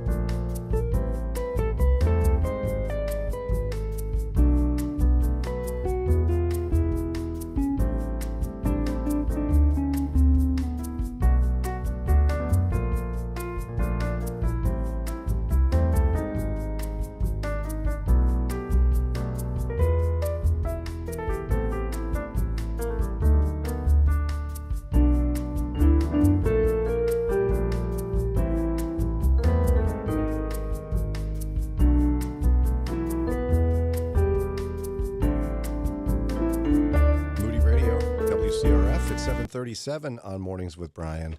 And we love when this guy stops by. He's the best. He's senior pastor of Old North Church in Canfield, Ohio. He's also host of A Better Word, heard right here on Moody Radio at 10 p.m. weekdays and 12:30 p.m. on Sundays. Welcome back, Reverend Dr. Nick Gatzke. Hey, good morning, Brian. I want you to know that yesterday, before we talk about the book of Revelation, I defended you fiercely yesterday off the air. You and I are both a strapping young 45. Am I right? Yeah, I mean, I don't always feel that way, but yeah. Right, like today, I'm so sore from just like being alive. I don't know what From it is. being alive, yeah. It wasn't that workout yesterday that you did. It's just, No, being alive. No, I don't work out. I barely work, for that matter. Now, I was minding my own business like usual, and we get an email from you as we're discussing topics to discuss today, and you said something very normal as part of the English language. And what I've discovered is that working with Lauren and Daria, who are much younger than me, I'm quickly turning into some old fuddy-duddy, like, irrelevant person. Am I too, by extension? Yes. Oh, okay. You said in your email, you said, I have a few ideas in the hopper. Okay? Yeah. I use that phrase all the time. Lauren goes, who says that? Lauren. I did. Yeah. People say that. I don't know them, except you two. Is it just like an old-timey phrase now? Guess so. In the hopper. I object, What's Dr. a hopper? Gatzke. Who's a hopper? Oh, my It's a goodness. figure of speech, Lauren. It's raining cats and dogs. Oh, there's no cats and dogs raining. Doc, I mean, tell me, I was like, excuse me, not only is this man my friend, but that is a very normal phrase. In the hopper. I think it's a very normal phrase, but there's a lot of phrases that are happening right now that I learn weekly from my kids that I don't understand what they mean. And, I try to keep up. Lauren, just tell me, like, if I need to, adopt or reject the use of in the hopper to stay relevant in today's culture, I'll consider it. You can say in the hopper, it's fine. Wait a minute. Lauren. Why? Because he's old and that's what we're relegated to doing? I did not say that. Well, I did not say that. I did hear one of my daughters the other day look in the mirror at an outfit she tried on. It said something like, oh, it's giving. Oh, yeah. It's giving. I was like, what? Yeah, it's giving. And then I tried to use it and they laughed at me. This happens to you too, Doc, I'd imagine. Oh, all the time. All the time. Kids these days. But that's not why you're here. You're here because you just started a teaching series on Revelation. Are you okay? A lot of pastors avoid that. Yeah, I'm one sick puppy. Can I say that, Lauren? Is that old school too? It is old, but you can say it. Yeah, thanks. Why do pastors avoid Revelation, do you think? Not many people preach on it. Oh, for tons of reasons. One, because it's hard. The nature of the literature itself, genre is just another word for categories of literature, and apocalyptic literature is its own unique category that doesn't function like normal literature functions. It doesn't use time the same way. It doesn't use numbers the same way. It communicates largely through pictures, and those pictures don't correspond precisely with reality. They're meant to communicate events and sequence of events, but not in great precision. And so it's hard to navigate what to interpret literally versus figuratively. And if figuratively, then how do you do that? So that's the biggest reason, I think, why people avoid it. And it's the biggest reason why Christians don't read it, is because it's hard to get past the initial barrier. But once you do, once you figure out how the thing functions, it's not nearly as hard as you think it is. And now, what is your general approach? I mean, you talked about theologically people would be, oh, it's all figurative, it's all literal. Like, how do you understand that? Yeah, I think there's both figurative and literal, which makes it even a little bit more difficult. Yeah, right. And I think that everybody would say that to some degree or another. I think the debate in the weeds is to what degree it's literal and what degree it's figurative. And so, I think it's definitely both. And, I think the other reason why a lot of people and a lot of pastors don't want to dive too deep into it is that people are really impassioned about this book uniquely. And I mean, there are some people that are spooled up on Revelation to the point where, if you disagree with their favorite author or pastor or the 30 years that they've spent diving into it, then, you might as well be anathema at that point. And so there will inevitably be people who disagree with me, and I just have to be okay with that. Because we want to have an open-handed posture and learn along the way, including myself, by the way. Yeah, and I've heard that from a lot of folks as well. Yeah, people get super wound up and sometimes even unhealthily obsessed with Revelation. I've had to kind of walk myself off a ledge where I'm trying to get people to stop caring so much about end times, and that's not right either, right? We need to care about it, but what's the balance? Yeah, that's right, and I think in that balance is trying to understand what the book does. What's the purpose of it? Many people who are spooled up, and I think you and I have probably talked about this before, many people who get really spooled up on end times prophecy are motivated by the desire to be the unique person who finds the secret that nobody else has found yet. Yeah. And can identify it in the culture and the time and say, aha, there it is. That's the thing. That's the thing that's going to signal the end. And that's not the purpose of the book of Revelation. It is meant to tell us about things that must soon take place, as it says in verse 1. But more than that, revelation, the word revelation is the Greek word for apocalypse. That word means the opposite of concealing something, to unveil, to reveal Jesus Christ as it relates to the events of the end, which means that up to the point of its writing, he wasn't completely revealed. There was some elements of him that were concealed, and the book is meant to reveal him as he truly is, reveal the reality as it truly is, so that it says in verse 3, that you might be blessed, if you read the words of the prophecy and hear them and keep them. So it's meant to equip us to navigate the end, not to tell us all the secrets and timetables and marker points along the way. So we really should not be treating it as a secret decoder ring of some sort of current events. You can, but you're going to waste a bunch of time. Yeah, and there's so many people who dedicate their nonprofit ministry life to this. I remember when I started in radio, there was a program before mine that was 2 hours of a woman trying to coordinate current events with prophecy. And I just think that distracts us from the reality of Revelation pointing us to Jesus and who he truly is what you're saying. Yeah, and the idea in there that God equips those who are his to be faithful all the way to the end. And I think that, as you read through the book, you see the temptation again and again and again to be seduced by the world and the things of the world. There are so many things in this world that are desirable to us.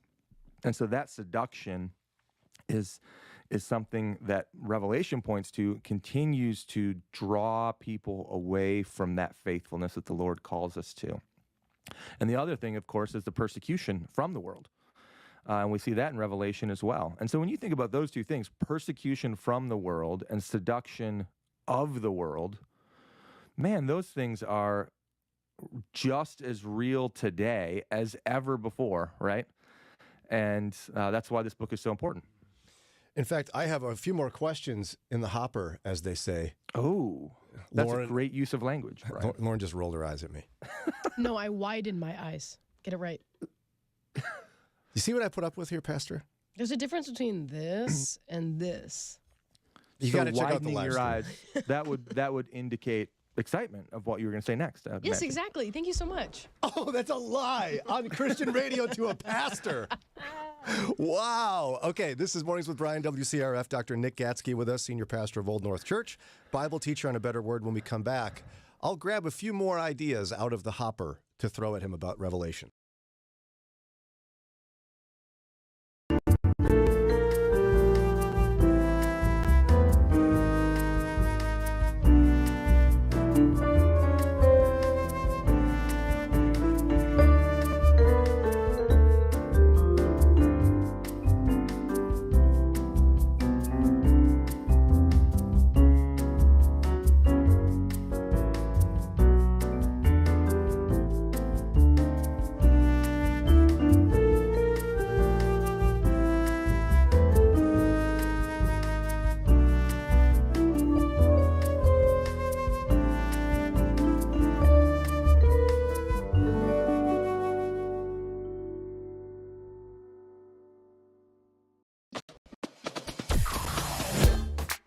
Mornings with Brian. Moody Radio Cleveland. 103.3 at 6 to 9 a.m.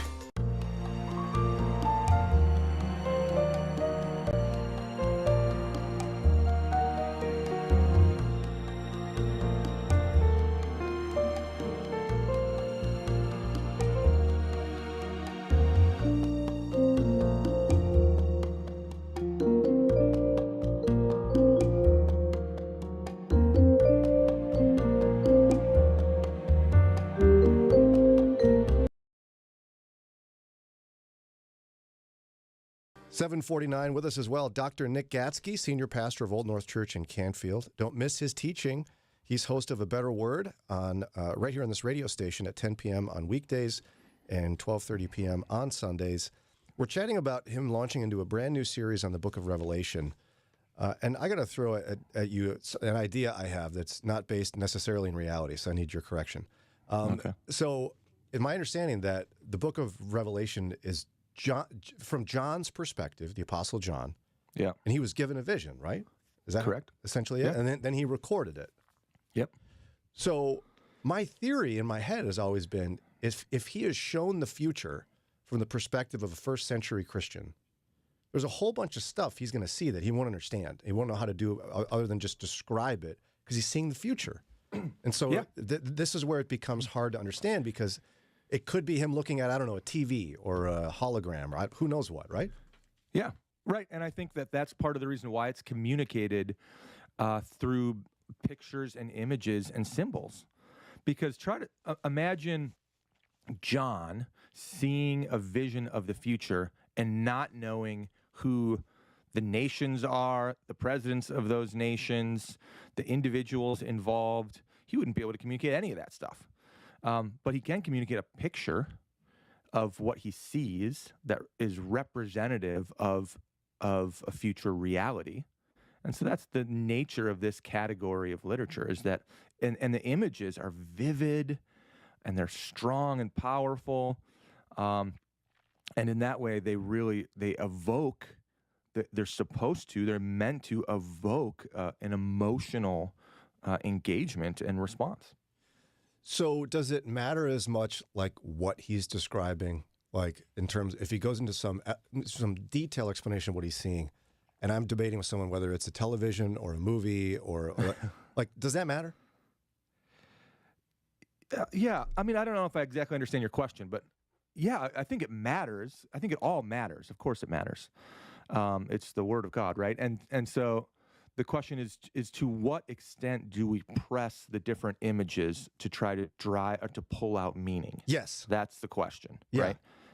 And, does it matter that there are, 7 lampstands mentioned among the churches? Yes, that matters. And the number 7 matters because it's a number of completeness. Does it matter that the image includes something like the words of the Son of God, who has eyes like a flame of fire and whose feet are like burnished bronze? Yes, those details matter, and they're meant to communicate something. But in other places, you might see some details where you say, okay, that detail is not meant to be pressed as hard to try to bring something to light. And the one I'm thinking of, I suppose, is the 2 witnesses who the whole world sees come back to life. Yeah, in chapter 11. And I've heard debate about how the whole world could see it. And I just don't know how much it matters how it happens as opposed to that it happens. Correct. And I think that's a great example. Yeah. Is the world going to hear it on Moody Radio? Are they going to see it on TV? Are they going to see it on, and which TV station is it going to be? CNN or Fox? Like the ultimate question. Right. No, but people dig into that kind of thing. Yeah, and I just don't know how fruitful that is. So the other piece I want to chat with you about is I think folks who's never read through Revelation would be surprised by the beginning because it doesn't launch into some of this imagery right away, right? It deals with 7 churches. Can you set the stage for what that is? Yeah. So even before that, John sets up the vision, and in the first part of chapter 1, he gives us these incredible titles of God the Father and the Lord Jesus Christ that just have all kinds of meaning imported into them. And he's setting the stage to say, God is the God who is in control. From start to finish, beginning to end, there's nothing outside of his gaze. There is nothing that's going to surprise him. For you, Christian, who feels right now that you are in the midst of the dredges, that this Lord God Almighty and his Son, King Jesus, are in control of everything that's going to happen. And so you are blessed if you know what's going to happen, and you're blessed if you obey what he tells you to do. Wow. And then he gives us this picture of Jesus just to further clarify how his majesty and glory and authority. And then he dives into these 7 churches. And the 7 churches are the 7 churches of Asia, and they're representative, I think, of the churches of all time.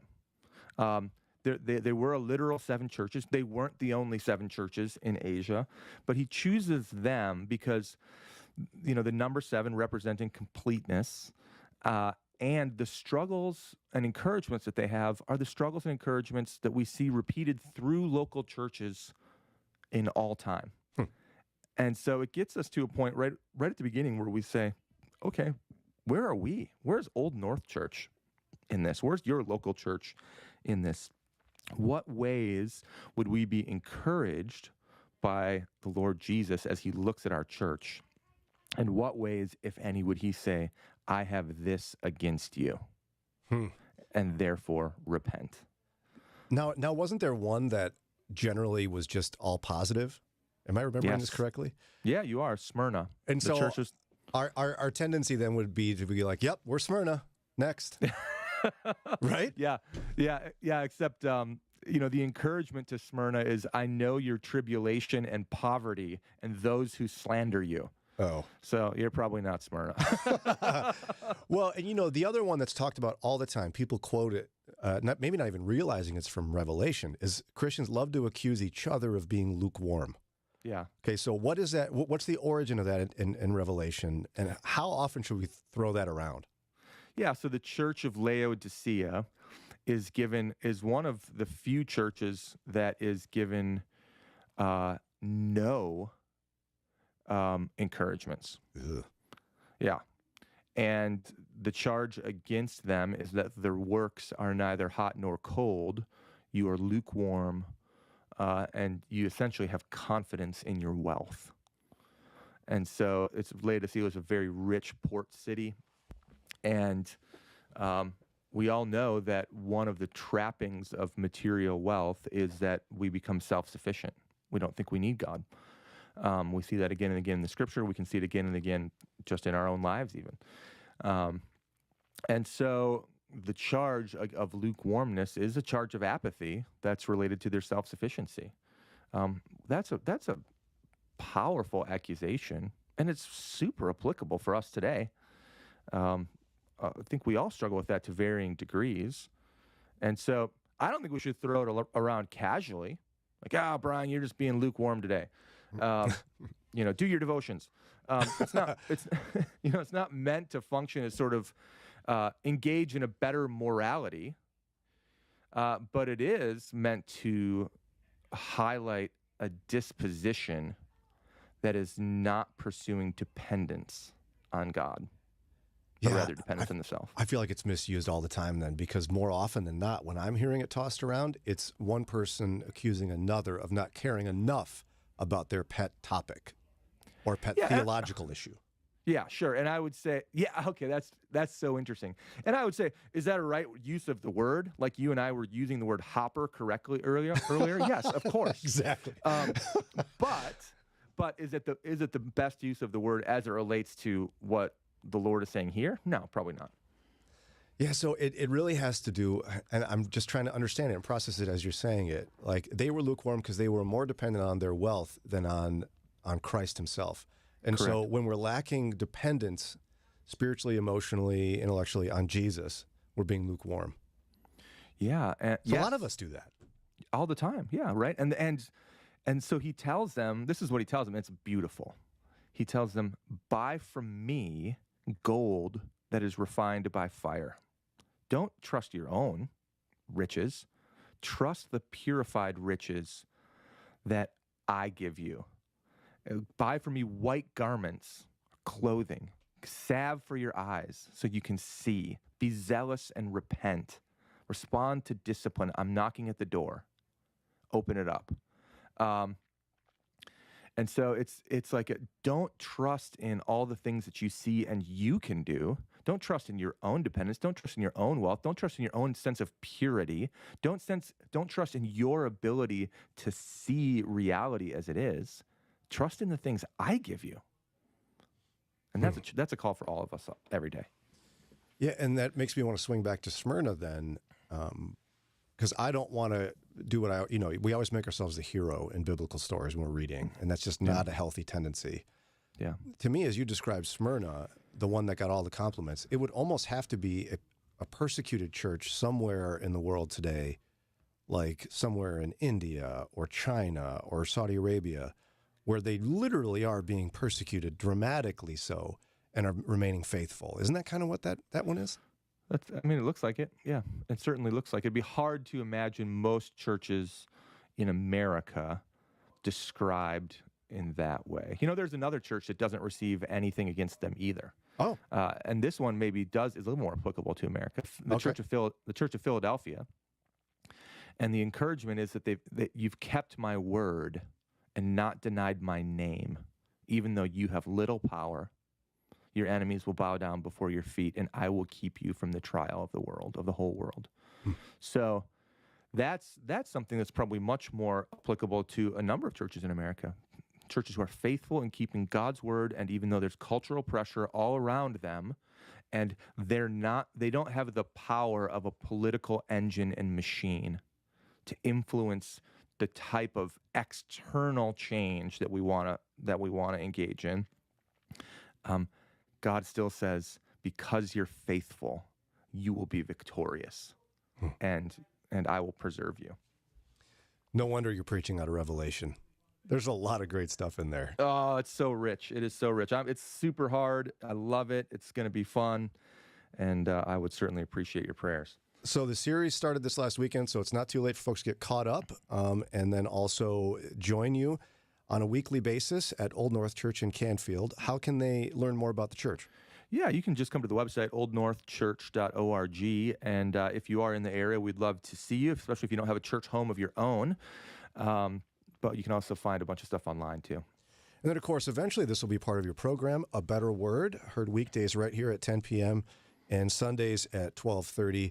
We actually just heard from somebody who's a friend of the station, and that person was like, I love that Nick Gatzke, or whatever he called you. Gatzke. He didn't know how to say your name, but he loves you and loves your teaching and preaching. If folks want to hear the podcast or they want to listen to the daily broadcast, how can they get more information about that? Yeah, you can go to abetterword.org, or you can find the podcast wherever you download podcasts. It's literally in all the podcast engines. Yeah, it's a great opportunity just to have that little, another dose of the scripture through the week, right? We all want to be part of local churches, as you were saying, and that's so important to our Christian life and commanded by God. And we also need spiritual encouragement throughout the week, right? And so that's why A Better Word exists. That's right. Thanks again, Dr. Nick Gatzke. Always love hanging out with you. We'll have to use some more of the ideas from the hopper next time. Yep, absolutely. She did roll her eyes that time. An actual roll and an eyebrow raise. Thanks, Doc. We appreciate you, my friend. Thanks, everybody. All right. Now, wow. Lauren. Yes. Miss Eye Roller. Yes. That was a lot of fun. Who was the, there's one of the questions about A Better Word. There's another guy in that show besides Dr. Gatzke.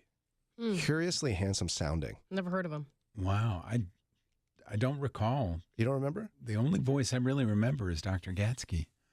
Lauren? Yeah, he's the only voice I can remember. Like the host of the show, though. He's pretty captivating. Haunts my dreams, actually. It's me. Yeah. It's me. All right, 8:02, time for Ron's News and today's Moron Moment. There's a national trend when it comes to crime and punishment that a lot of people are applauding. It's bringing unity, and I'm a little unsettled. More on that after Ron's News.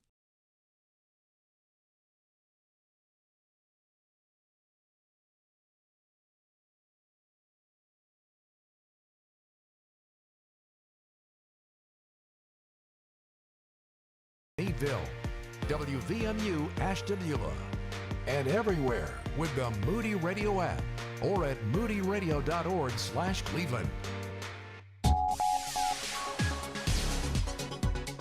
Tropical storm Francine is expected to intensify into a hurricane before making landfall along the Louisiana coast on Wednesday. It's 8:03. I'm Ron Eastwood, Moody Radio News. The National Hurricane Center said there is an increasing likelihood of a life-threatening storm surge for parts of the upper Texas and Louisiana coastlines. A risk of flash and urban flooding exists across portions of the Mid-South from Wednesday into Friday morning. A teen is facing charges after he allegedly broke into an Akron car dealership. Police say 19-year-old Christian Caldwell broke into a Vanderveer Kia on West Market Street just before 2 a.m. Monday. When police arrived on the scene, several vehicles were running with their lights on, and glass on the dealership's front door and on several cars was found smashed. And the driver of an Amish buggy is dead following a crash in Ashland County. The crash happened just after 6 a.m. Monday morning when the driver of a pickup truck struck the buggy from behind. The driver of the truck remained on the scene and no charges have been announced. I'll be right back with sports and weather. Founders Week, the nation's oldest and largest free Bible conference, coming this year, October 23 through 25. You're invited to join us for 3 unforgettable days of transformative teaching, heartfelt worship, and uplifting fellowship. Our theme, Transformed, the power of the gospel, anchored in the book of John. Come and immerse yourself in God's presence as you dig deeper into His Word and gain fresh inspiration for a closer walk with Him. For more, go to foundersweek.org. In sports, the Guardians beat the White Sox 5-3 and the Pirates downed the Marlins 3-2. Here's your Moody Radio Cleveland forecast. Mostly sunny with highs in the lower 80s today. At last check, clear and 58 in Cleveland, 57 Akron and Canton, 55 in Lorain and Elyria. It's time for your Moron Moment. We observe World Suicide Prevention Day each year on September 10th. Every 40 seconds, someone takes their own life, according to the World Health Organization. Suicide is the leading cause of death for people aged 15 to 29, and for every suicide that results in death, there are as many as 40 attempted suicides. Look, if you need to talk to someone, remember the 988 Lifeline is always available by call or text. Just call or text 988. And that's your Moron Moment. And you'll find that on our Facebook and Instagram. It's 8:06 with Moody Radio News. I'm Ron Eastwood.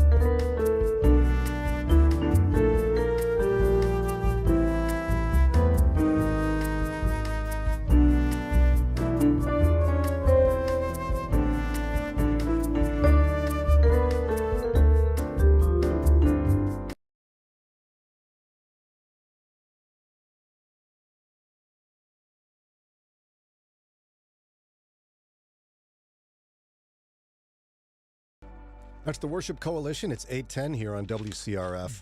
And I tell you what, there's a great conference coming up that we're going to be a part of. I get to MC. I'm doing some panel discussions. We're broadcasting live from Bay Presbyterian Church in Bay Village for Key Ministries Mental Health and the Church Conference. We here on this show are super passionate about mental health and Christians understanding it and pursuing it. And that's what essentially the conference is all about. And it helps equip churches with not only knowledge and how to better serve people in your congregation who struggle with mental health, but also how to reach out to that group of people who are not saved and how to partner with external organizations. Yeah. So you can be sure everyone's cared for properly. For more information and to join us for the September 26th and 27th conference, it's a national conference, Rick Warren's wife, Kay Warren, passionate about this topic. She's going to be one of the speakers. Yeah. She'll be there. So text KEY to 440-546-2255. Text KEY to 440-546-2255. So I'm going to be a little bit of a contrarian on this. And I'm still working out exactly why I have reservations. So be patient with me. Okay. Because I like when we can find consensus on things. And it looks like our society has found some sort of consensus on gun control. Okay. That's been elusive for a long time. You can't get people to agree on gun control. And just to put all of our cards on the table, so to speak, I am not an anti-gun person. My wife and I own a few guns. She was a police officer. So don't read into this, okay? But what we have now is a brand new trend of consensus when it comes to gun control tied to school shooters and their parents. Okay. So we've talked on the show at length about the Michigan case of Jennifer and James Crumbly. Their son shot up a school, killed some people. They were tried and convicted in a first-of-its-kind case. And, we said as a team, we're like, well, watch out. It's gonna spread. And it has spread. What's interesting, though, is, I don't know if people realize this, the prosecutor in that Michigan county was a liberal. Michigan's generally a liberal state. Georgia just did the same thing. Georgia just quickly charged a father of a school shooter. And that county is very conservative. So you have people of all political stripes on either end and jurors on both sides of the aisle adamantly in favor of charging parents of school shooters. Now, I'm not against that. I'd just be patient with me. Right. The case in Georgia, many of you have heard about. You know all the details already. The very basics. It's Appalachia High School in Georgia. Colt Gray went in, and he shot and killed 2 students and 2 teachers. Very swiftly, his father, Colin Gray, was charged with multiple crimes, including, I think it was second-degree murder. Yes, and manslaughter. And so, and it turns out, of course, the FBI approached them a year earlier because there's a social media type site. It's called Discord. I don't know anything about that. I've never been there. And they thought that the boy had been making threats of school shooting on there. And he denied it, said it can be hacked. His dad believed him. Guns were available because they're a hunting family. They were not locked away, but they were not loaded, is what his dad told the police. And his dad told the police a year ago, they're like, listen, if I knew my son was making threats, I'd be real mad and all the guns would go away. But yeah, that December when he'd been investigated by the police, I don't know if I'm stepping on your story. No, please go. Yeah. His dad bought him an AR-15 style weapon. Bought him that for Christmas. Yeah, and I believe that's what he used to shoot up the school. Yes, it is. And now, where some of my attention comes in is I've lived in 2 different types of communities. I lived in the south side of Chicago. And if you found out, living in the south side of Chicago, somebody bought their kid that type of weapon, or any weapon whatsoever, people would be aghast, outraged. Like, why would you do something like that? It's insanity. But if you live in other parts of the country, buying your teenager a gun, it's not that weird. No. Like if you lived in Wayne, Holmes, Coshocton counties, you probably have held a gun by the time you're 12 and fired it. and regularly go hunting during your teens. Yes. And I have a hard time convincing both of those extreme cultures that the other one really does exist. Mm-hmm. In one, if you see someone with a gun, you're just like, oh, hunting season. The other, you see someone with a gun, it's run for your lives and call the police. Right? And so that's where I get, like, now it's like the third or fourth time. Right away, Dad gets charged. Couldn't this go somewhere that we don't like? Yes. I mean, are we really convinced this is all this dad's fault? Second-degree murder fault? I know he was negligent in some way. But I have apprehensions, and I don't totally know why yet. But I'm like, do I like where this is going? Is part of it because I have 5 kids? So I don't think my kids are going to do anything violent, but I bet this dad would have said the same thing. Seems that way. I'm doing my best. But if you were approached by the FBI saying your son has been suspected to be, saying these things online, would you then buy one of your 5 kids a gun? Not at all. And that's the problem. Yeah, I agree. I understand your hesitancy about doing it like a sweeping anytime, always. But I think the last 2 that we've seen, there was a lot of negligence on these parents' part. There was, right. Like, your son has been investigated by the FBI for this reason. Totally agree. And this case is egregious, which is why it's a difficult springboard for my position on this. Yeah. It's not even a position yet. It's still a thought. Yeah. But who gets to decide what negligence is? Mm-hmm. So, and how many, at what point are we going to jump away from school shootings and into other crimes? Mm-hmm. Oh, there's an armed robbery? Must be the mom's fault. Wasn't there something recently? What did we talk about? It was after the Michigan one, but it was also in Michigan. Yeah, there have been a couple cases like that the this. parents got charged. Now, I know slippery slope arguments are not good debate. Like when you look at false debates in philosophy, like one of them is slippery slope. Next thing you know, everybody's going to be charged. No. But I think there's legitimate nuance and concern here. Like, should Ted Bundy's mother be charged? Mm-hmm. I understand. I mean, he was an egregious serial killer. Mm-hmm. Must be her fault in some way, right? Charge her with something. I don't know. I don't think so. No. But he also was an adult when he did those things. So I don't know. I'm just chewing on this. Maybe you have some thoughts as well. And I think what's really interesting about this Georgia one, probably almost all of them, is that this 14-year-old was charged as an adult. So you're saying that he had enough forethought. He was making adult decisions. He was doing forethought in an adult way. And so he's charged as an adult. But then you're also still charging an adult, a different adult, for a child's decisions. Yes, Lauren. You said that better than I could have. You can't, why are we like double charging? You're saying that the parent is responsible for their child, but you're not charging the child as a child. Yes.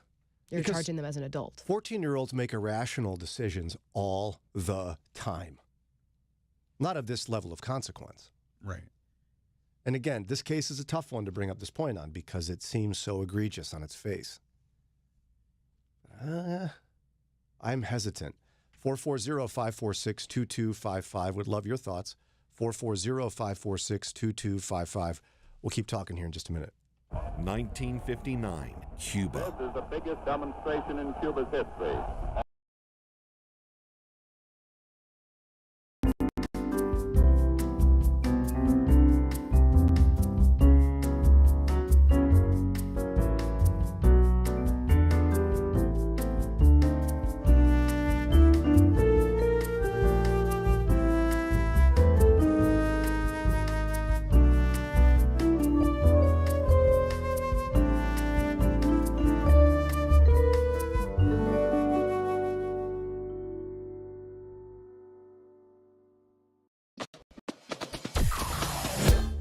Mornings with Brian. Moody Radio Cleveland. 103.3 at 6 to 9 a.m.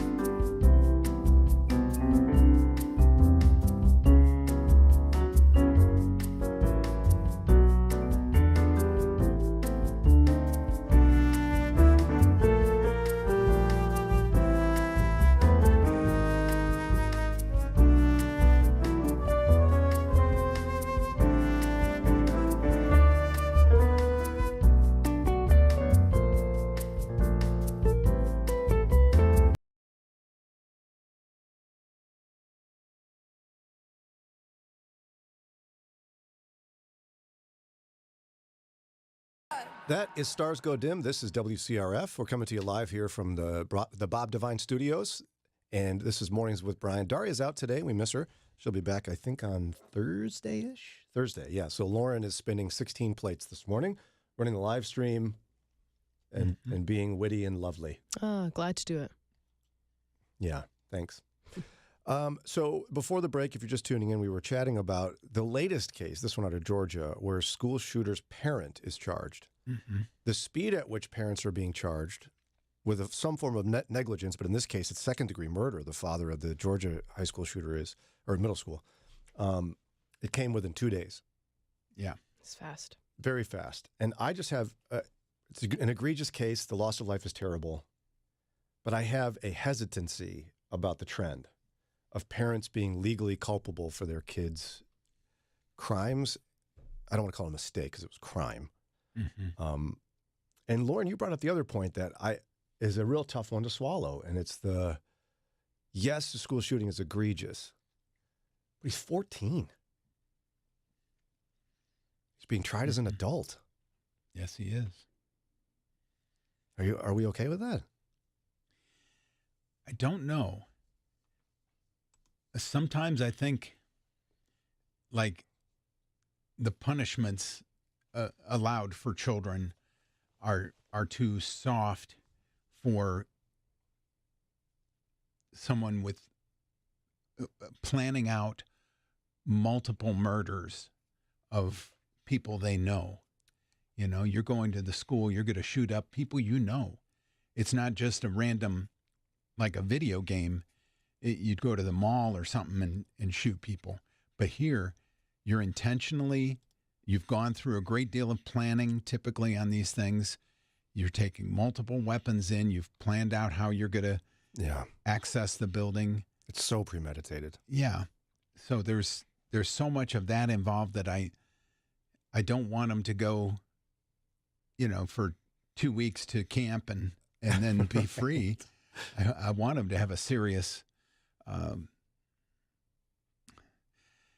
maybe not, the death sentence, maybe not life in prison without parole, but maybe life in prison with the opportunity of parole, to give them the opportunity. They might change. They're not fully developed at this point. And if they could get in to Lorraine Correctional under the tutelage of some of the guys in Pastor Scott's congregation, I bet they could get straightened out. Well, yeah, I mean, exactly. He's 14. Mm-hmm. I think our country is also, we're overwhelmed by school shooting and we want it to stop. Yeah. But nobody can agree on a solution. Do you think charging parents will somehow deter the crime of school shooting? I see two benefits to it. One, it might scare more parents into being more protective of their weapons.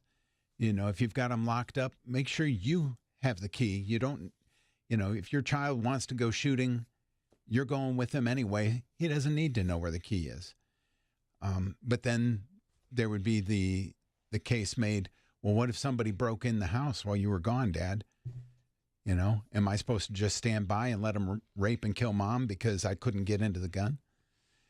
But the other positive is from a law enforcement / judicial perspective. But by placing charges against the father, it opens up more avenues of investigation that might have been closed off if you were just investigating the 14-year-old himself. Well, that's a good point. And charging them doesn't necessarily mean they'll be found guilty. It's still a jury of his peers that have to say, yes, I think he was grossly negligent in allowing all of these things to happen that led up to the shooting. So it could be helpful in that regard too. And my thing about him being charged as an adult is not only him being charged as an adult. I'm saying you're charging a child as an adult, but then you're also charging another adult who's saying you weren't in charge of your child. well, you're considering him an adult in his actions. Yeah, so it's contradictory on its face. That's what I'm saying. Yeah, I get that. Because we don't have any sort of real recourse for situations like this. It's so egregious to have a school shooting, right? Have a child commit this type of horrific crime.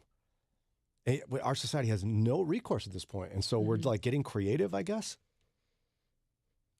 It's better than nothing. I'm just concerned about where it's going to head in terms of opening the door to charging parents for the crimes of children. Could open the door for abuse, I suppose. In this case, it seems like the dad was super negligent. And it makes me think about, like, how can I be less negligent with my kids in other areas as well? I guess that's a good thing. I don't know. What a world we live in. I feel like there's more ways we could solve this problem, but just Americans are unwilling to do so. That's just me. Yeah, we don't sit down and do the hard thinking about things like this. It's, you just say, oh, that's terrible, and turn and walk away, instead of thinking, how can we prevent this happening in our local schools? How can we, support the Board of Education, the superintendent, the principals, the teachers in preparing for an event like this and making ways to stop anything like this being able to happen. Yeah, but of course, self-analysis is much more complicated. Self-sacrifice on the part of individual Americans is much more difficult than it would be to just charge dad.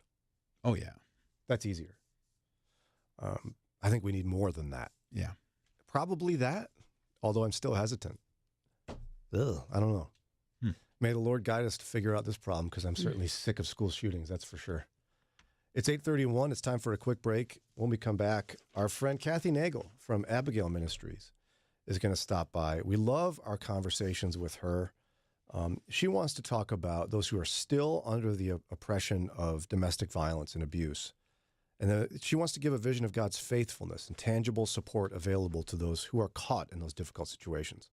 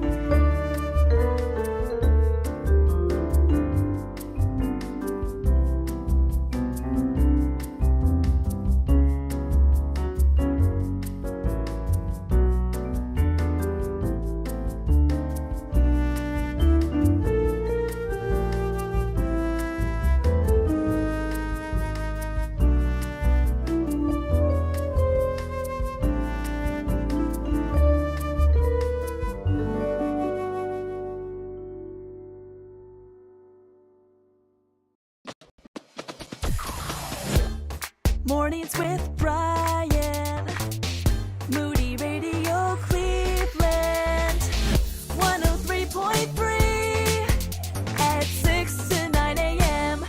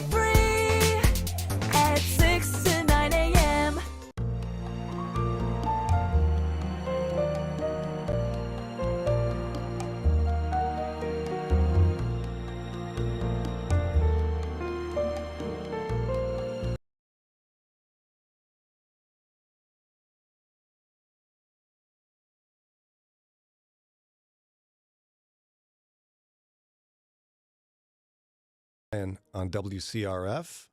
Daria's out. We miss her, but she'll be back here on Thursday. The rest of the team's still with us today. And we want to encourage you to check out a free estate planning seminar. Now, even though if you do not have an estate, you still have relatives who will at some point inherit whatever's left when you're gone. Sure. And you got to make a plan for it.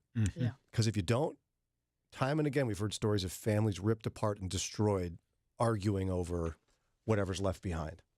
So we got an opportunity for a free estate planning seminar right here in Northeast Ohio in North Canton. It's going to be hosted by Moody Bible Institute and our friend Joe Santomo, who represents Moody here in Northeast Ohio.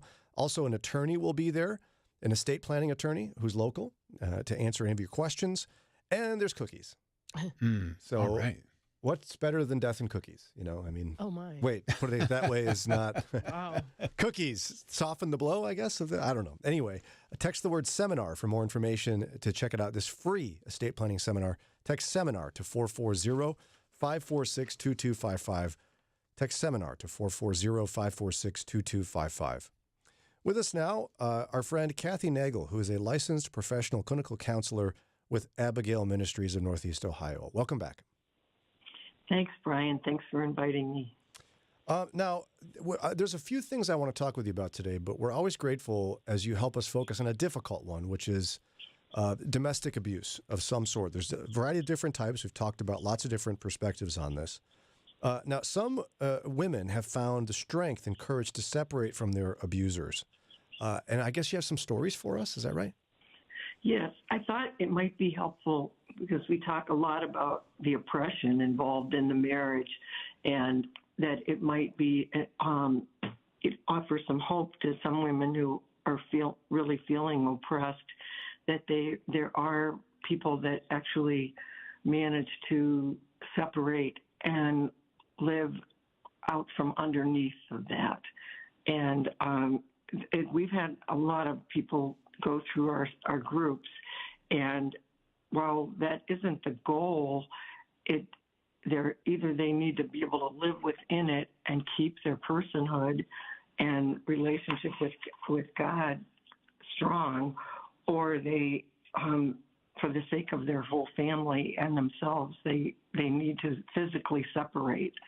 And we've had women, I went back and looked through some notes that we've received and things, and one person said that they found their voice and in time I found my voice and lost my shame. I'm still working on forgiveness, but I'm healthier and no longer a scapegoat. And I think that that's part of the problem, is that there is a lot of shame associated with domestic abuse or spousal abuse, because people are embarrassed that they tolerate it, and so they don't want to share. And one person wrote in about that after 27 years, being in a support group empowered me and gave me the strength to get out of the bondage and begin recovering. I now have hope to begin to set the right example for my daughters. Wow. And these are examples from our community. Yeah. Oh, yes, definitely. Yeah. Yeah. You know, you always think about situations like this being other and other places, other people, but most certainly Christians in our community are experiencing domestic violence. Yeah. Yes. Sadly to say, some of these testimonials have actually been from pastors' wives. Oh. Wow. And yeah, see, that makes the mind explode, right? I mean, somebody's like, what do you mean? How could that be? How do you explain it? Well, I don't think it probably starts out that way, but just as sometimes leadership and power can fuel the ego, it can permeate into the family dynamics as well. And if a person is not used to being challenged and being in control, then that can play out very negatively in a family. And then I think theology, as you've mentioned before, can often be used as a weapon. Bad theology, let me be clear, when it comes to domestic abuse, right? Right. Like a lot of times people will say, oh, but God hates divorce. But if you read in Malachi 2:16, I'm reading from the Amplified Version, it says, for the Lord, the God of Israel, says, I hate divorce and then and marital separation, and him who covers his garment is his wife with violence. Therefore, keep a watch upon your spirit, that it may be controlled by my spirit, that you deal not treacherously and faithlessly with your marriage mate. Wow. Powerful. I don't hear that one quoted very often. That's fantastic. No, no, but that is from Malachi 2:16, and it's abusive, it's oppressive, it's not what God intended for marriage. Some women separate legally. That they're not divorced, but they separate legally, and that basically is separating all the assets, everything. It functions like a divorce, but neither party can remarry. Some women feel more comfortable with that. Others, and it's often the case, is if you file for a legal separation, that then the abuser will turn around and file for divorce because he's going to want to get remarried and, do this all over again, sadly. So now we need to give hope too, I think, to listeners who are still under the oppression of abuse. What's your word to the person listening who just, for a variety of reasons, is not in a position to separate? There's a lot of resources out there. I mean, our support group is one, Abigail Ministries of Northeast Ohio. There's also a lot online. Leslie Vernick is a Christian that has, she's written several books, The Emotionally Destructive Relationship and The Emotionally Destructive Marriage. If you can get your hands on those and read them, it will help to clarify so much for you. And then a lot of people think there's just no way I could get out on my own. In most cases, the spouse has deliberately isolated them and limited their opportunities. So they have a very small support network and very little in terms of resources to make it on their own financially. But we've had at least maybe 4 or 5 women in our groups utilize this program called Women's Independent Study Program, WISP.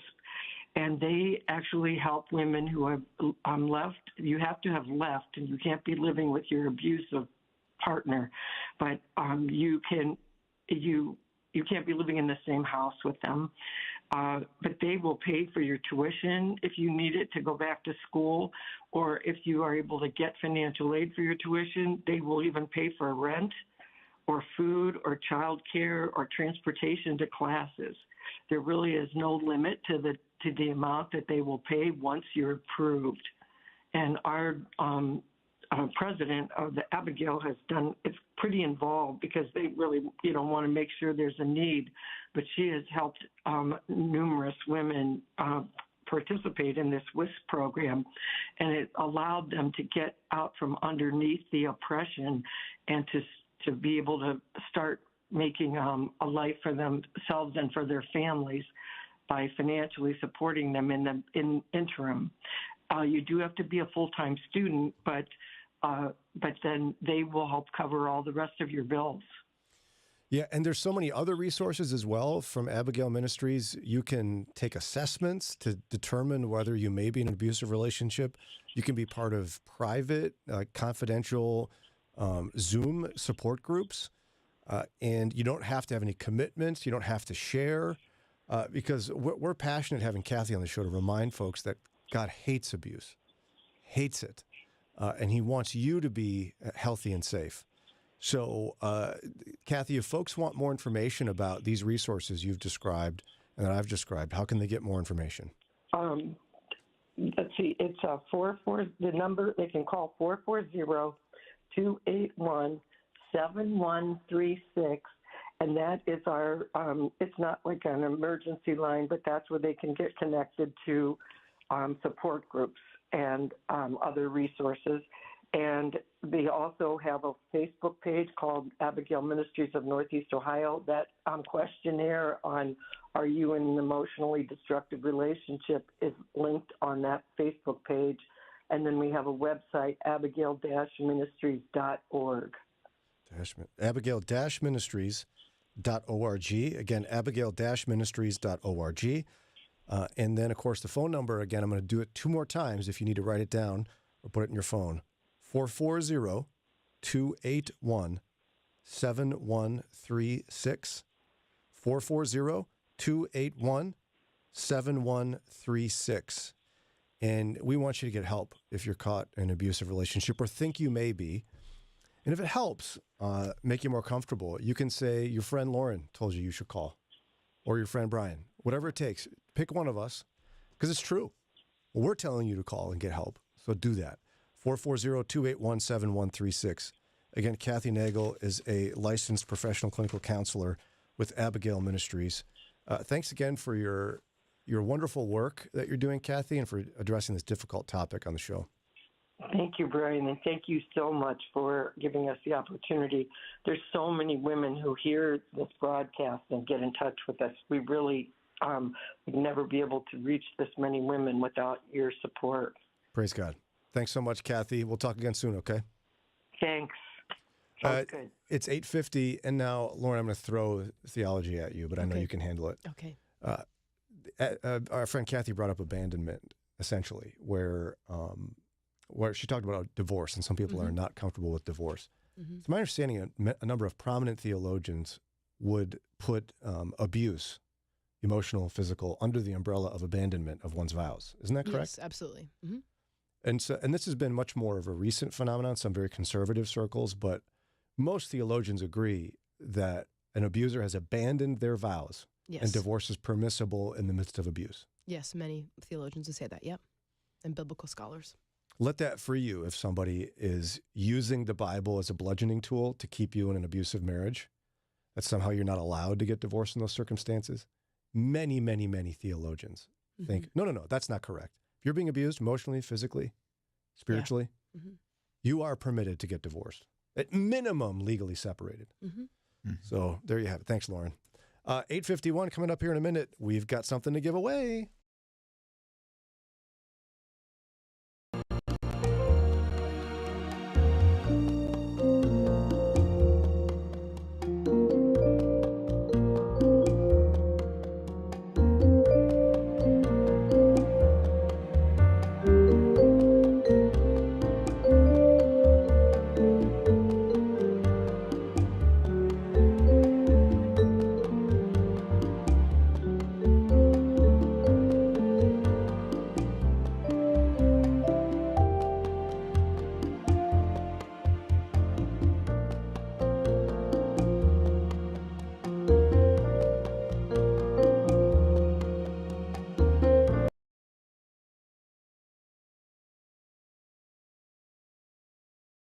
$440-546-2255. That's seminar to 440-546-2255. See you there September 16th. Moody Radio is thankful for listeners and support from businesses like Duma Meats and Farm Market. Duma Meats and Farm Market supporting Moody Radio in Cleveland and surrounding areas. More information about Duma Meats and Farm Market is at dumameats.com. Keeping your eyes on Jesus in a changing culture can be difficult. Let us help. It's Mornings with Brian on Moody Radio, Cleveland. We learned yesterday from Lauren that your lovely mother, affectionately referred to as Gigi, by her grandchildren. Is it 16 Christmas trees? Or 17? 6. Might as well be 16. Yeah, pretty close. That's a lot. Like, where do you keep those? Storage areas, the attic. Like the entire attic is Christmas decorations and trees. Yes. She doesn't have 6 anymore, but. She doesn't? No. Did she make that clear when she texted you about it? Because she heard us talking about her No, yesterday. she didn't, but I just know because I've been there. Since me and my sisters don't live there anymore, that's -3 in those rooms. Is she okay? I think she's all right. Hashtag pray for Gigi. Pray for Gigi and her Christmas trees. And you're committed to one. Yeah, I am. And I really would like it to be pretty minimalistic, but it's not going to happen. Not with kids and they come home with ornaments and whatever from school. Yeah, things start to change on that front. Ron somehow convinced Anna to not make him put up Christmas lights anymore. I know. I saw that. It wasn't me. Ronald. It was her. She didn't want me up on a ladder and up on the roof any more than I have to be. Did you have to hold your back a lot and like shuffle and trip a lot No. to get convinced that? Or You He's walking with his like back, holding his back. Yeah, exactly. I was trying to give the lights away, and she had already thrown them away. Oh my gosh. She's in a hurry. She was ready. Yeah, I still feel bad. Sarah loves Christmas lights, and I always was crabby about it. I only had to put them up once and then thought I was all smart. Yeah, our neighborhood goes off on the Christmas lights. Do they? Oh, yes. Is Eddie going to get up there on a ladder? And one of the neighbors across the street, so we can see them from our front windows, glaring blue giant tree in their yard. Wow. Yeah. Do you feel pressure? Not at all. Is Eddie going to get on a ladder and put up No. some? So you two will be that couple. We're the dark house on the street Yeah. Oh, no, those crabby Christmas haters. for Halloween and for Christmas. So there's another clue. If you go to Yada Yada Coffee Start and you circling. start circling around out to a mile distance and look for a dark house when everyone else is lit up. You'll find us. It's Lauren and Eddie. But hey, maybe she'll be more in the Christmas spirit coming up here soon on December 5th. Why? Because Ugh, this is the best one, Ron. yeah, Christmas time is here. Happiness and cheer. Friend for all the children call. Oh my gosh. Are you getting teary? My favorite time of year. Oh, great song. Brian McKnight's version of this is beautiful. Oh, okay. I can't listen to it yet. Too early? Yeah. Well, you're listening to it right now? This doesn't count. It's not my personal life. We're bringing this up because we at Moody Radio present Christmas with Rebecca St. James. Woo! Sponsored by Compassion I don't have International my bell, and Christian Healthcare Ministries. but I do have this. Yes. That's your, what are those called? A cowbell. No, but that's not a cowbell. Oh. This is a very fake Stanley. She doesn't want to be a Stanley girl because they're a little No. pretentious. It's all Charlie Brown here this morning. Also featured at the big concert, Pastor Scott Lessing. Woo! Rumor has it there'll be either spoken word poetry with a beret and sunglasses and bongos, or prancing elf costume. Yeah. Yeah. He'll be teaching something, dancing of some sort. We'll see. A Christmas message. December 5th is the date. Grace Church in Middleburg Heights is the location. We're going to give away a pair of registrations, just kidding, tickets. A pair of tickets. Yeah, that's fine. Right now to caller number? It's 7. 440-546-2255. Caller number 7 to 440-546-2255.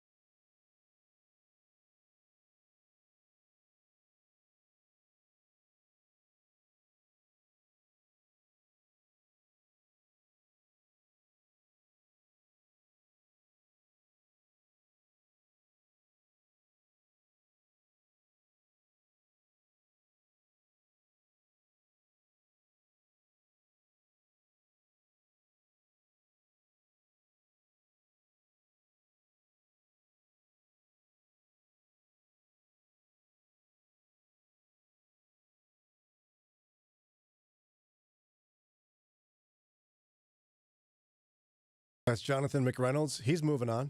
So are we. Mm-hmm. Show's over. Congratulations to Linda, who won the tickets to see Rebecca St. James, sponsored by Compassion International and Christian Healthcare Ministries.